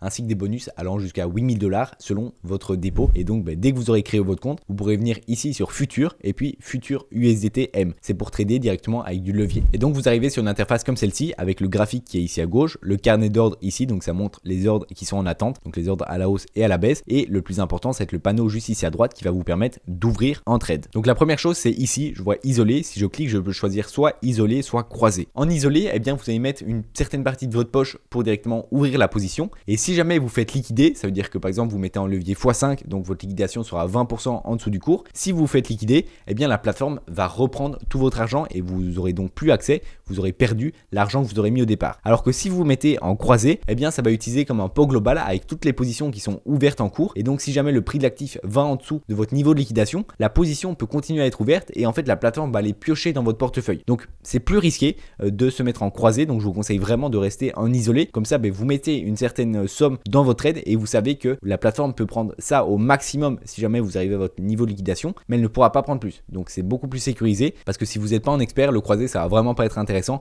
Vous allez plus faire d'erreurs qu'autre chose. Donc je me mets en isolé, je confirme. Et ici, vous allez pouvoir choisir le levier que vous voulez mettre. Donc en longue, je peux mettre en levier entre x1 et x125. Le levier, il ne faut vraiment pas le voir comme quelque chose où vous allez faire plus de gains. Parce que bien sûr, si vous mettez en levier x10, oui, vous pouvez faire 10 fois plus de gains, mais vous pouvez également faire 10 fois plus de pertes. Donc c'est très important de bien gérer le levier. Et c'est pour ça que je vous ai mis le tableau avec le levier max, parce que c'est vraiment important. En fait, ce qui va vous importer, c'est la taille de position. Le plus important, c'est en fait de savoir la perte que vous vous autorisiez. Là, on a notre capital de trading, on a le pourcentage qu'on s'autorise de perte, et donc on arrive à savoir savoir avec notre stop loss quelle taille de position on doit avoir au maximum. Ça veut dire que si je mets cette taille là, eh bien je risque que 800 $ par trade. C'est beaucoup, mais là dans mon cas c'est 20 000 $ de capital et donc je suis prêt à autoriser 800 $ par trade. Le levier, ça ne change strictement rien. Le plus important, c'est de savoir la perte autorisée par trade et donc ma taille de position. Que vous mettiez en levier x4 avec 5 714 $ de position ou que vous mettiez en levier x2 avec 11 429 $ ou que vous mettiez en levier x20 avec 1143 $, ça a strictement aucune différence, ça ne change rien. Tant que vous ne dépassez pas le levier maximum juste ici qui est x29, on s'en fout complètement du levier. Ça va simplement être le capital que vous mettez de votre poche fois le levier qui va arriver à votre taille de position. Mais c'est vraiment ça le plus important parce que je sais qu'en tant que débutant, c'est compliqué, on a envie de mettre plus de levier, etc. Mais le plus important, c'est toujours de voir la taille de position globale que vous allez mettre. Parce que la taille de la position va vous montrer la perte que vous êtes prêt à accepter. Et donc pourquoi mettre en levier maximum? Je pense que pour la plupart, vous l'avez compris. Mais donc si je reviens sur TradingView pour vous montrer l'exemple, imaginons dans ce cas, ben voilà, j'ai mon stop loss, on va faire plus simple, on va le mettre à 20%. Ça veut dire que mon levier maximum serait x5. Pourquoi? Parce que si on met un levier plus grand que x5, eh bien ma liquidation sera plus haut que mon stop loss. Et donc ça n'a aucun sens en fait. Ma liquidation, c'est le moment où on vous prend tout l'argent et on vous sort de la position en fait. Parce que vous arrivez à un niveau où la plateforme, le but de la plateforme, c'est toujours d'être gagnante. Donc elle va à chaque fois prendre votre position plus un petit peu de frais. Et donc quand vous mettez en levier x5, c'est pas de l'argent magique qui tombe. C'est parce que vous êtes prêt à prendre 5 fois plus de risques. Donc à la baisse, c'est également 5 fois plus de risques. Donc dès que vous allez arriver à votre niveau de liquidation qui pour un levier x5 c'est 20%, pour un levier x10 c'est 10%, etc., etc. Moi je voulais simplifier directement sur ce tableau, mais voilà, ça reste la même chose. Ce qui fait que si vous mettiez en levier de plus de x5, par exemple vous mettez en levier x10, eh bien ça veut dire que 10% en dessous de votre position, donc juste ici, juste à ce niveau-ci, eh bien vous seriez stop loss. C'est-à-dire que si le prix, imaginons, eh bien il descend, votre position rentre en cours, et puis qu'au final on chute et on descend juste ici, eh bien vous allez vous faire stop loss juste là. Et même si après la position elle repart, eh bien vous serez sorti de vos positions juste ici, alors que votre stop loss est là. Mais parce que votre niveau de liquidation est trop élevé comparé au levier que vous avez mis. Donc voilà, n'hésitez pas à me poser des questions en commentaire si c'est pas très clair, mais il faut vraiment respecter ce qu'il est mis juste ici. Je vous ai fait un tableau vraiment assez simple, donc si vous êtes débutant, vous savez pas trop ce que vous faites, vraiment respectez-le, respectez la taille de position maximum et le levier maximum. Et donc dans le cas de mon trade juste avant, mon stop loss était à 16,53%, je voyais que j'avais un levier maximum de x6. Donc ici je reviens sur BitGet, moi personnellement je vais toujours un en dessous pour être sûr, parce que parfois avec les frais et tout, votre niveau de liquidation va être un petit peu au-dessus. Donc je vais prendre en levier x5, comme ça je suis sûr. Je confirme, donc ça c'est si vous voulez mettre en levier pour le short, mais vu qu'ici on prend une position en longue, eh bien je ne vais pas utiliser. Ici vous avez plusieurs choix entre limite et market. Je vous mets un tutoriel complet sur la plateforme BitGet que j'ai fait juste ici. N'hésitez pas à aller la voir, je vous parle vraiment aussi de comment configurer tout ça. L'idée ici c'est pas de rentrer trop dans les détails, sinon la vidéo encore une fois va faire 2 heures, mais au moins je vous montre comment prendre une position, parce que c'est bien beau d'avoir votre taille de position, mais maintenant il faut voir sur un exchange comment la prendre. Donc allez voir cette vidéo, parce que c'est vraiment important de connaître son exchange, et pour moi BitGet c'est super important, donc allez la voir juste ici. Et donc pour vous montrer rapidement, eh bien vous allez mettre le prix de déclenchement. Donc là je suis sur BTC, imaginons que je veux que mon trade se déclenche à 91 000, donc c'est ce qu'on a vu juste avant, c'était le prix d'entrée. Donc je mets 91 000, je mets la quantité que je veux. Si jamais ici on peut voir que j'ai le solde disponible en USDT directement sur mon compte, si vous n'avez 0 de solde, vous pouvez les transférer. Donc ici vous cliquez sur transfert, et il faut bien comprendre que sur BitGet il y a différents wallets, et donc vous pouvez transférer par exemple de votre compte spot des USDT vers votre compte futur. Ici moi on voit que j'ai 4500 USDT, et donc je pourrais en transférer, par exemple si je transfère 10 USDT, je confirme, et bien on peut voir que ça vient d'ajouter 10 USDT à mon solde disponible, et je peux également les retirer après, j'ai juste à faire l'opération inverse.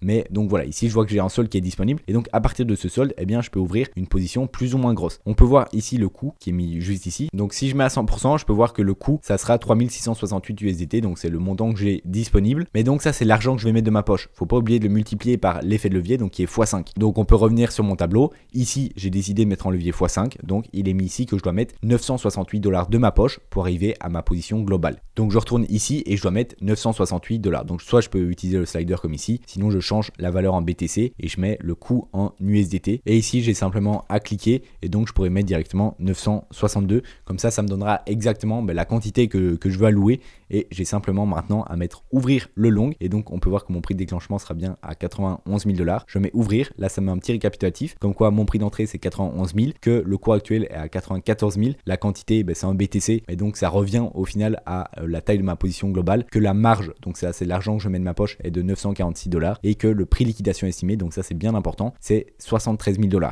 Et donc encore une fois, ça c'est important que votre prix de liquidation soit en dessous de votre stop loss. Donc ça toujours important, mais normalement si vous suivez bien le tableau que je vous ai mis et que vous ne mettez pas un levier qui est trop haut, il n'y aura pas de souci là-dessus. Ensuite je mets confirmer et donc je peux voir que ma position s'est placée juste ici en dessous, et si je vois dans ordre ouvert, eh bien je vois que ma position est mise juste ici, et également je peux ajouter mon take profit et mon stop loss juste ici. Je peux aussi l'ajouter là. Si je clique sur la petite case, je peux mettre mon take profit et ça me donnera le cours. Donc on va annuler, on va refaire directement juste ici. Donc encore une fois, je remets mon cours en USDT. Je sais plus combien c'était, mais je vais mettre 964, je pense que c'était quelque chose comme ça. Et ici mon TP, eh bien par exemple je pourrais mettre en TP à 100 000 $ et je pourrais mettre en stop loss à 90 000 $. Comme ça quand on va en dessous, bon là c'est pas très malin parce qu'on a vu qu'il y avait pas mal de liquidation en dessous des 90 000. Donc ici je le mets à 89 000 $, et comme ça je vois que si je me fais stop loss, eh bien je vais perdre moins 104 $, et que si je fais TP, eh bien je vais gagner 468 $. Donc voilà, on a les pourcentages à côté également, et à ce moment là je peux mettre ouvrir le long, et donc comme ça j'aurai toujours mon ordre ouvert avec toutes les positions et mon take profit et mon stop loss qui se sont ajustés juste ici. Donc voilà comment il faut calculer sa taille de position et comment il faut le rentrer directement dans votre exchange. Donc je vous mettrai bien sûr mon document Google Sheet en description, donc n'hésitez pas à aller le chercher. Je fais une petite interruption pour te dire que si cette vidéo te plaît, n'hésite pas à t'abonner, à liker la vidéo et puis à mettre un petit commentaire si tu as une question, et n'oublie pas de rester jusqu'à la fin, il y a une petite surprise pour toi. Ensuite, la cinquième étape, ça va être la gestion de sa position. Lorsque vous êtes rentré en trade, eh bien même si vous avez mis des take profit, des stop loss et que votre plan est prêt, il y a certaines choses à quand même vérifier, et il y a aussi certaines techniques qui permettent de monter son stop loss progressivement. Donc c'est ce qu'on va voir juste maintenant.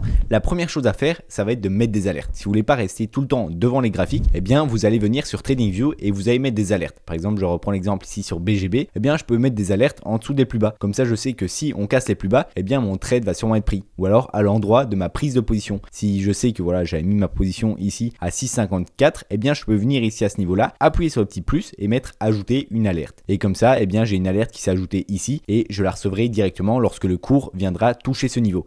Ou alors vous pouvez également mettre des lignes. Si vous mettez une ligne comme ceci, eh bien vous pouvez cliquer sur le petit logo alerte, ajouter une alerte. Donc c'est bien quand le prix va passer sur cette ligne, et donc là c'est seulement une fois, mais je pourrais le mettre par exemple une fois par minute, ou enfin bref, il y a plein de critères. Ça je vous laisserai encore aller regarder la vidéo sur TradingView. Et sinon au niveau des notifications, eh bien par exemple moi j'ai activé les notifications dans l'application mobile. Comme ça, eh bien où que je sois, je peux recevoir des notifications comme quoi mon trade a été pris, ou peut-être qu'on atteint un certain niveau important et que je dois regarder les graphiques. Donc ça c'est toujours important, ça vous permettra de ne pas toujours rester sur les graphiques. Ensuite, le deuxième point, ça va être de monter progressivement son stop loss ou alors en trailing stop. Donc si vous ne savez pas ce que c'est en trailing stop, je vais vous expliquer directement, mais il faut savoir que c'est une fonctionnalité qui est sur la plupart des exchanges, notamment sur Bitget, on va le voir juste après. Le but d'un trailing stop, en français ça se traduit par stop suiveur, ça va être un stop qui va suivre le cours. Donc imaginons qu'on soit ici au niveau du cours, donc vers les 5 $, et qu'on décide de mettre en stop en dessous des plus bas, donc juste ici.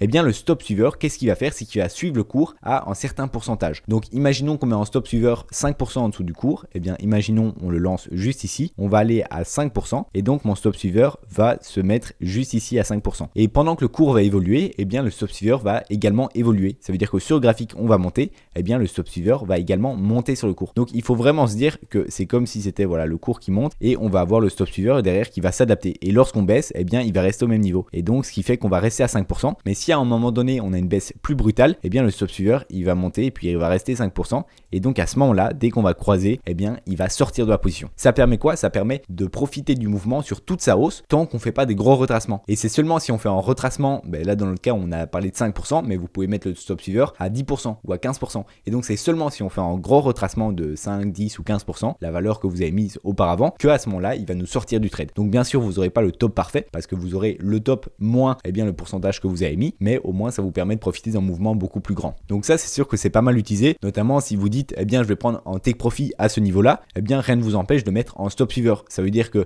même si vous le mettez assez serré à 1-2% du cours, dans le pire des cas, le cours va redescendre, vous serez à moins 2% de votre TP que vous avez mis à l'origine, et dans le meilleur des cas, ça va monter progressivement. Et pendant les phases euphoriques de bull market, parfois on peut s'étonner, mais ça peut prendre des dizaines de pourcents de plus que ce qu'on croyait sans vraiment retracer, et donc ça vous permet de profiter vraiment de toute la hausse. Sinon, une deuxième technique, ça va être de monter ses stops manuellement. Donc l'idée ici, ça va être de toujours regarder regarder où sont les liquidités. La plupart du temps, ça va être en dessous des plus bas. Donc pour ça, prenons un exemple. Ici, je suis sur le BGB en time frame 1 heure et donc imaginons qu'il y ait mon point d'entrée qui est juste ici et mon stop loss, eh bien, je décide de le mettre en dessous des liquidités. Donc ici, il y a pas mal de liquidités, donc je vais le mettre en dessous. Donc je vais le mettre à peu près ici. Voilà, je décide de mettre mon stop loss ici et mon entrée est juste là, ce qui nous fait un stop loss de ici moins 3%. Donc si on voulait calculer notre taille de position, on irait dans mon tableau et on mettrait donc 3% pour savoir quelle taille de position eh bien, je peux rentrer dans mon trade.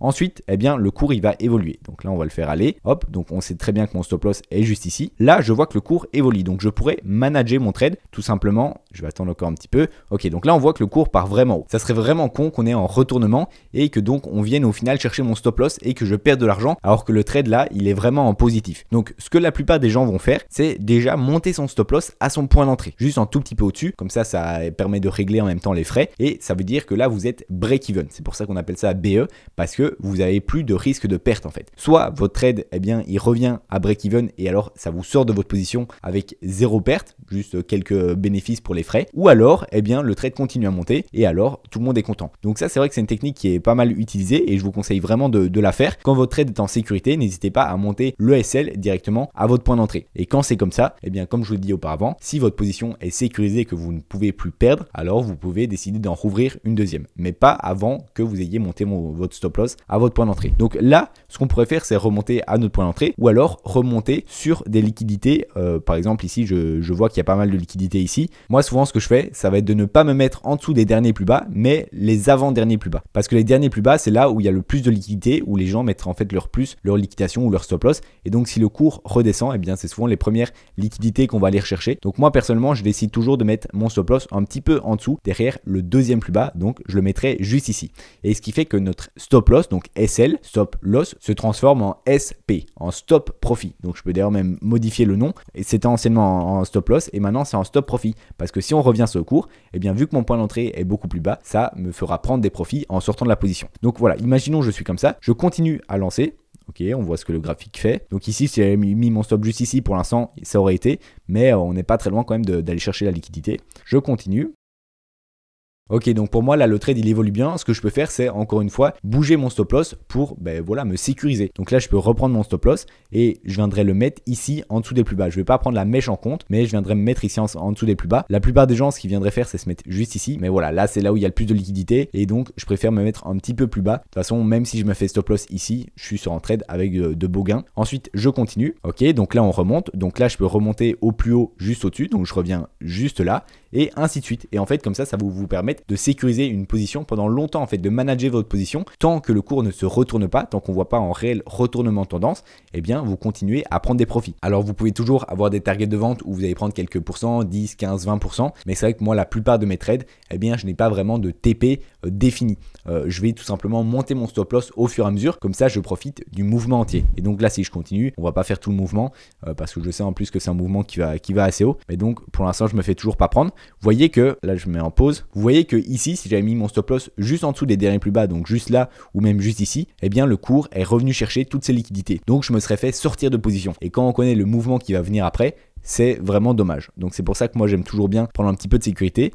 Là, je vois qu'on est en train de former pas mal de structures. Donc, c'est assez bullish. Je vais pas encore monter mon stop loss parce qu'on pourrait venir chercher ici. Ok, dès qu'on va faire en ATH, voilà. Donc là, on vient de continuer à faire en ATH. Donc, je vois que la tendance reprend à la hausse. Donc, maintenant, je peux monter directement juste ici. Surtout que ici, à mon avis, vu la structure qu'on a fait, on n'est pas venu chercher de liquidité juste ici, mais on est sur un mouvement qui est vraiment haussier et c'est dès qu'on a dépassé l'ATH que je me permets de remonter mon stop loss. Je relance, hop. Donc là, je revois que ça part à la hausse. Là, je vois qu'on est en train de former une structure également où je vais pouvoir remonter mon stop loss juste ici. J'attends juste qu'on break encore une fois la TH. Dès qu'on break la TH, je viendrai monter au-dessus. Voilà, donc heureusement que je ne l'avais pas fait avant parce qu'on est venu chercher les liquidités. Donc comme je vous ai dit, tant qu'on break pas la TH, donc qu'on est sûr de continuer à faire une tendance haussière, eh bien je ne vais pas déplacer mon stop loss parce que sinon il y a beaucoup de liquidités juste en dessous. Et c'est exactement ce qu'on est venu faire en fait. On est venu chercher les liquidités et ça d'ailleurs c'est un mouvement très bullish parce que dès qu'on vient chercher tous les gens qui sont un peu trop agressifs et qui posent leur liquidité juste ici, eh bien souvent ce qu'on va faire c'est qu'on va repartir à la hausse. Donc là ça m'étonnerait pas du tout que le mouvement reparte et fasse de nouveaux ATH. Hop, je lance et voilà, c'est exactement ce qu'on fait. Et donc à ce moment-ci, eh bien je peux remonter mon stop loss. Mais, et là je vais le remonter juste ici, mais pas avant. Parce que comme vous l'avez vu, si je l'avais fait avant, eh bien on se serait fait prendre notre trade et puis il serait reparti. Ce qui aurait été franchement dommage parce que du coup on loupe toute une suite de hausses. Et voilà, et donc on continue. Bref, je ne vais pas tout vous faire d'exemple, mais je pense que vous l'avez compris et on fera un petit peu plus de backtesting à la fin de la vidéo, que ce soit l'entrée en position, l'optimisation du point d'entrée, manager son trade après, etc. On verra ça tout en fin de vidéo, mais voilà, au moins vous avez un petit peu une vision globale de comment manager son trade. Et donc comme je vous le mets ici, quand on monte progressivement son stop loss, eh bien soit vous allez le mettre sous les derniers plus bas, ça peut être le dernier, l'avant-dernier ou encore avant, mais souvent c'est vrai qu'on va le mettre sous les plus bas. Pourquoi? Parce que ça signifie qu'on fait une inversion structure. Si on faisait des bas de plus en plus haut, comme je vous l'ai dit avec la théorie de dos, on est sur une tendance haussière. Mais dès qu'on vient en fait chercher les anciens plus bas, à ce moment-là, ça veut dire que la tendance se retourne et qu'on part sur une tendance baissière. C'est pour ça qu'on met sur les derniers plus bas. Également, il y a sous les niveaux de liquidité, ça je m'en sers beaucoup, je vous l'ai dit, et en fait, il n'y a pas forcément besoin d'aller voir la map pour savoir où sont les liquidités. Vous le savez avec un coup d'œil, avec l'expérience, vous allez voir qu'en dessous des plus bas, surtout quand on fait par exemple des ranges, eh bien en dessous des plus bas, si on n'a pas été les retester, il y a beaucoup de liquidités qui se situent. Donc ce qu'on fait très souvent, c'est par exemple ce qu'on a actuellement sur le BTC. Je vais vous montrer ça directement sur les graphiques. Voilà, actuellement sur BTC, on est dans un genre de range. Bon, il n'est pas super propre vu qu'on a que quelques points de touche, mais ça m'étonnerait vraiment pas qu'on vienne chercher en dessous des 90 000. C'est d'ailleurs le scénario que j'envisage le plus et dont je parle beaucoup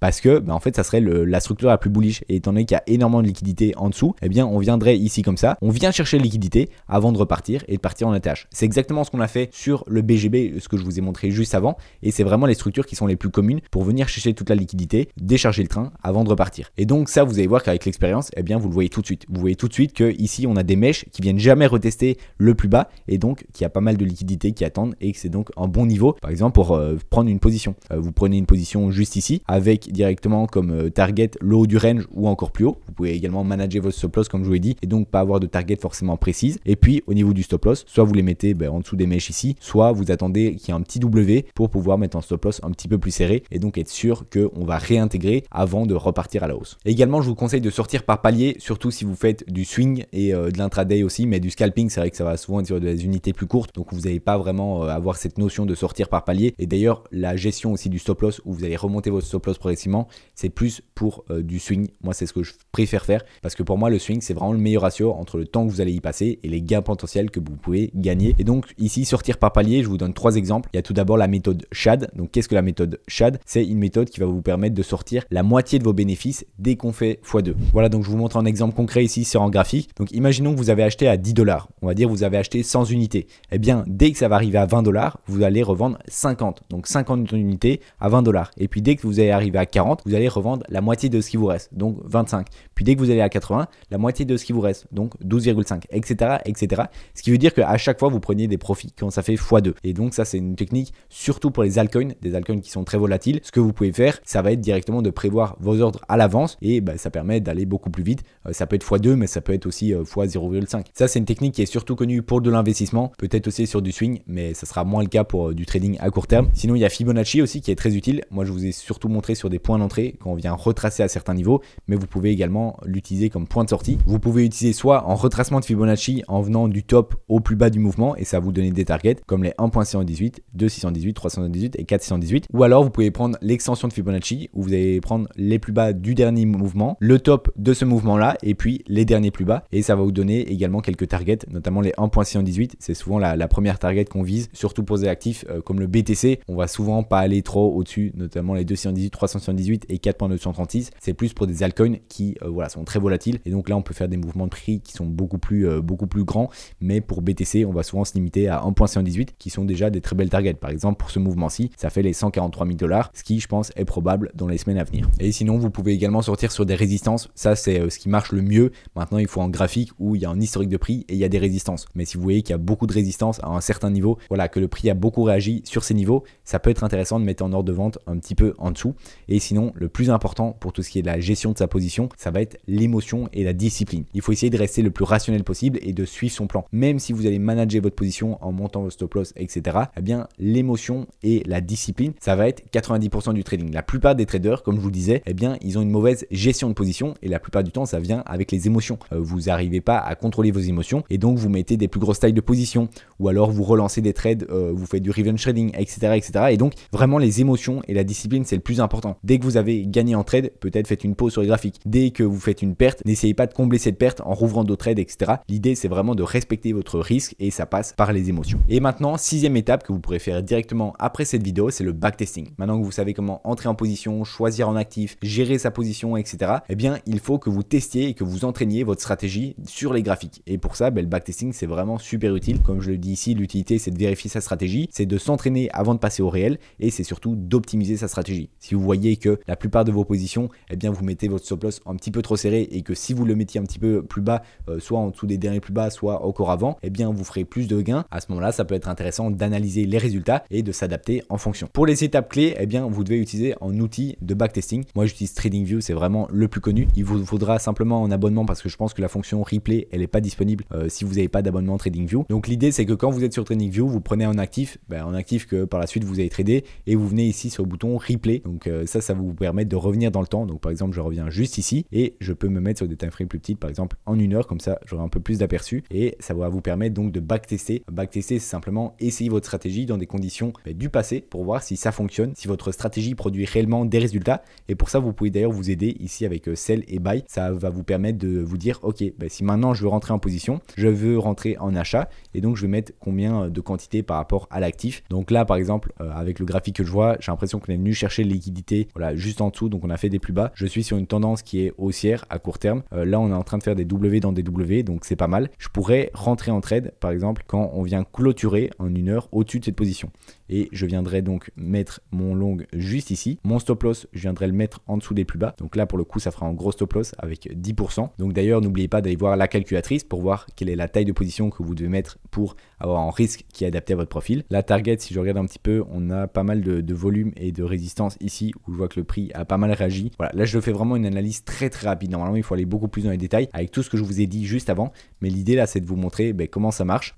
Donc je pourrais même aller un petit peu plus haut parce que là, mon ratio, du coup, il est pas bon du tout. Il est à 1.03. Donc je viendrai le mettre juste ici avant ce niveau de résistance où on a pas mal de volume. Et donc là, ça me fait un ratio de 2.55, ce qui est très bon. Je vais avancer progressivement, donc barre par barre pour voir ce que ça donne. Si on arrive à clôturer au-dessus, j'attends un petit peu, j'avance. Ok, donc là, je regarde, est-ce qu'on a clôturé au-dessus ou est-ce que c'est juste la mèche? Oui, on a bien clôturé au-dessus. Ici, vous pouvez voir que les bougies sont un peu bizarres. Ça, c'est parce qu'il y a des manques de data au niveau TradingView. La plupart du temps, ça vous arrivera pas. Et donc ici, eh bien, je rentre en trade. Donc je pourrais buy. Du coup, ici, je mets la quantité, je mets buy et donc ça vient de s'ouvrir juste ici. Et vous pouvez voir que je peux mettre un TP et un stop loss. Donc mon stop loss, j'avais décidé de le mettre ici en bas, comme je l'ai mis. Et mon TP, j'ai décidé, hop, je vais le prendre juste ici et je le mets ici au-dessus. Donc c'est comme si on était dans les conditions réelles. Il n'y a vraiment rien qui change. Et donc ici, par rapport à mon stop loss et mon take profit, je suis prêt à risquer 330 $ pour en gagner 840. Et donc on va avancer, voir un petit peu ce que ça donne, voir s'il faut manager en même temps le trade. Donc là, je suis en négatif, je repasse en positif. Ok. Donc là, à partir de ce moment-là, je remonterai mon stop loss pour le mettre en dessous des derniers plus bas juste ici. Donc là, je peux simplement le faire. Je le remonte juste ici en dessous des plus bas. On va voir ce que ça donne. Hop, et voilà. Je viens de me faire clôturer. Donc la mèche est venue ici chercher mon trade. Donc c'est parfait. Donc dans ce cas-ci, ça aurait été en trade gagnant. Donc vous voyez ici, j'ai mon PNL qui est à plus 840 $. Ensuite, eh bien, je peux continuer et chercher une autre opportunité. Je vais regarder un petit peu comment ça se passe. Ok, du coup, ensuite, j'ai un peu avancé. On peut voir qu'on était dans une tendance haussière. Là, on se retourne. On a une tendance qui devient baissière. Et donc, dès qu'on va venir casser en fait ces plus bas là, moi je rentrerai bien dans une position qui est short, donc shorter le marché pour aller voir plus bas. Donc je vais attendre qu'on vienne clôturer. Alors encore une fois, c'est une analyse qui est assez rapide, ce sera peut-être pas gagnant, mais là actuellement avec les quelques secondes que je regarde l'analyse technique, eh bien c'est ce que je vois. Donc on va avancer progressivement, voir si on vient juste en dessous. Donc voilà, là on vient en dessous, donc je prendrai position juste ici. Donc je vais remettre le même montant et je vais mettre sell cette fois-ci. Au niveau de mon TP et de mon stop loss, eh bien mon stop loss je le mettrai encore une fois en dessous des plus bas et mon TP, eh bien je viendrai rechercher de liquidité juste en dessous. Donc à mon avis là le RR il sera pas bon du tout. Je gagne 970 pour risquer moins 1790. Donc là pour le coup j'ai pas fait le travail avant, donc j'aurais dû le faire, mais il est pas bon du tout. Donc je pourrais peut-être descendre un petit peu mon stop loss. L'idée, je vais peut-être venir le mettre juste ici, ça serait peut-être plus cohérent. Ça reste encore en ratio qui est pas terrible, mais au moins je me sécurise au-dessus des derniers plus hauts. Donc ici je peux lancer mon trade. Okay, donc pour l'instant on est en positif. Là je me sécuriserai assez vite. Là on voit qu'on part à la baisse, et bien je vais me sécuriser ici en dessous des derniers plus bas. Et là déjà le ratio est beaucoup meilleur. Mais c'est vrai que là pour le coup, lancer la position comme ça, j'avais pas forcément fait le travail du ratio avant. C'est pour ça que c'est toujours important de le faire pour voir un petit peu si ça vaut le coup de rentrer en trade ou si le stop loss est beaucoup trop éloigné. Donc pour l'instant on continue. Ok, donc ici, je vois que je viens faire en espèce de double top. Donc je vais simplement prendre mon stop loss et le mettre ici à mon point d'entrée. Donc un tout petit peu plus haut. Et comme ça, eh bien, je suis d'office gagnant. Mon trade est sécurisé. Soit je gagne 10 $, soit j'en gagne 970. Et donc ici, je l'ai mis au-dessus des derniers plus hauts. C'est vraiment pas impossible qu'on vienne le chercher parce que comme je vous l'ai dit, souvent on va chercher la liquidité au-dessus avant de repartir. Maintenant, là, vu que mon ratio était pas très bon, je préfère me sécuriser en mettant mon stop loss juste au-dessus et donc au BE plutôt que d'avoir un risk reward qui est trop élevé. Je continue. Pour l'instant, ça se passe bien. Je vais laisser pour l'instant à BE. Hop, et voilà, là je viens de me faire sortir. Donc ça se passait bien, mais au final, je me suis fait sortir. Il y a une mèche qui est venue chercher la liquidité. Donc ça, c'est le risque. Comme je vous l'ai dit, il y avait de la liquidité juste au-dessus. Une mèche très rapide qui est venue me faire sortir de mon trade. Au final, je n'ai pas de perte. Je suis avec un PNL de plus 850 $. Mais voilà, il faut quand même prendre en compte. Et si je regarde la suite de mon trade, qu'est-ce que ça donnait? Ouais, voilà, on repartait à la hausse. Et donc là, je me serais fait bien stop loss. Là, ce genre de mèche, ça pardonne pas. Ça vient chercher toutes les liquidités en fait qui étaient là au-dessus. Et donc, ça fait très mal. Donc au final, c'était une bonne chose que je descende mon stop loss. Voilà, donc je vais pas vous montrer une heure de session de backtesting, mais vous avez compris le principal. L'idée, c'est vraiment de ajuster vos stratégies en fonction voilà, des zones de vente, des zones d'achat, de vos points d'entrée pour bien déjà pouvoir s'entraîner avant de passer avec un compte réel où vous allez vraiment miser de l'argent. Donc ça, je le conseille toujours. Ou alors, vous commencez sur un vrai compte, mais alors avec des petites sommes. Au lieu de prendre 1% de risque par trade, vous allez prendre, je sais pas moi, 0,5 ou 0,1 juste pour en fait commencer à apprendre et commencer à voir comment fonctionne le marché. Donc ça, c'est vraiment ce que je vous recommande à 100%, c'est de pas tout de suite commencer avec des grosses sommes. Même si c'est 100, 200 $, ça vous paraît pas énorme, eh bien ça peut aller très vite parce qu'en une journée, vous pouvez essayer plusieurs trades, commencer à cramer quelques trades. Et voilà, si on prend l'exemple de 5% de perte maximum, eh bien ça vous permet de faire 20 trades. Mais 20 trades, si vous le faites de manière pas très cohérente, que vous essayez de vous acharner, etc., ça peut aller très vite. Et si tu es resté jusqu'à la fin de cette vidéo, j'ai une petite surprise pour toi. J'ai créé un groupe Telegram où je rentre plus en détail dans mes positions en cours et les mouvements que je fais en direct. Ce groupe, il est accessible uniquement pour les personnes qui ont créé un compte BitGet via mon lien qui est en description. Donc si tu n'as pas encore de compte BitGet, n'hésite vraiment pas à passer par celui-ci, tu auras des bonus ainsi que des frais réduits et en plus de ça, tu pourras rejoindre un groupe d'exception. C'est un groupe avec seulement quelques personnes, les personnes qui soutiennent ma chaîne, qui permettent de continuer à faire ce genre de travail et de vidéos. Donc je te remercie énormément et donc si c'est le cas, n'hésite pas à passer directement en description. Tu verras, tu auras un lien pour créer ton compte BitGet et juste en dessous, je te mettrai un lien pour me contacter et me donner ton UID. Donc c'est directement une valeur que tu peux retrouver sur ton compte BitGet quand tu viens ici sur ton profil. Eh bien, tu as UID, tu as juste à le copier, tu m'envoies ça et comme ça, moi je vérifierai que tu es bien passé par mon lien et si c'est le cas, je t'ajouterai directement sur le groupe Telegram. Donc voilà, on arrive à la fin de cette vidéo, j'espère qu'elle t'aura plu, n'hésite pas à t'abonner, à liker la vidéo, mettre un petit commentaire si tu as une question et puis tu peux regarder cette vidéo qui devrait t'intéresser où je te montre mon portefeuille global, sur quoi j'investis, quels sont les mouvements que je fais. Donc n'hésite pas à aller voir cette vidéo et sinon moi je te dis à la prochaine. Ciao.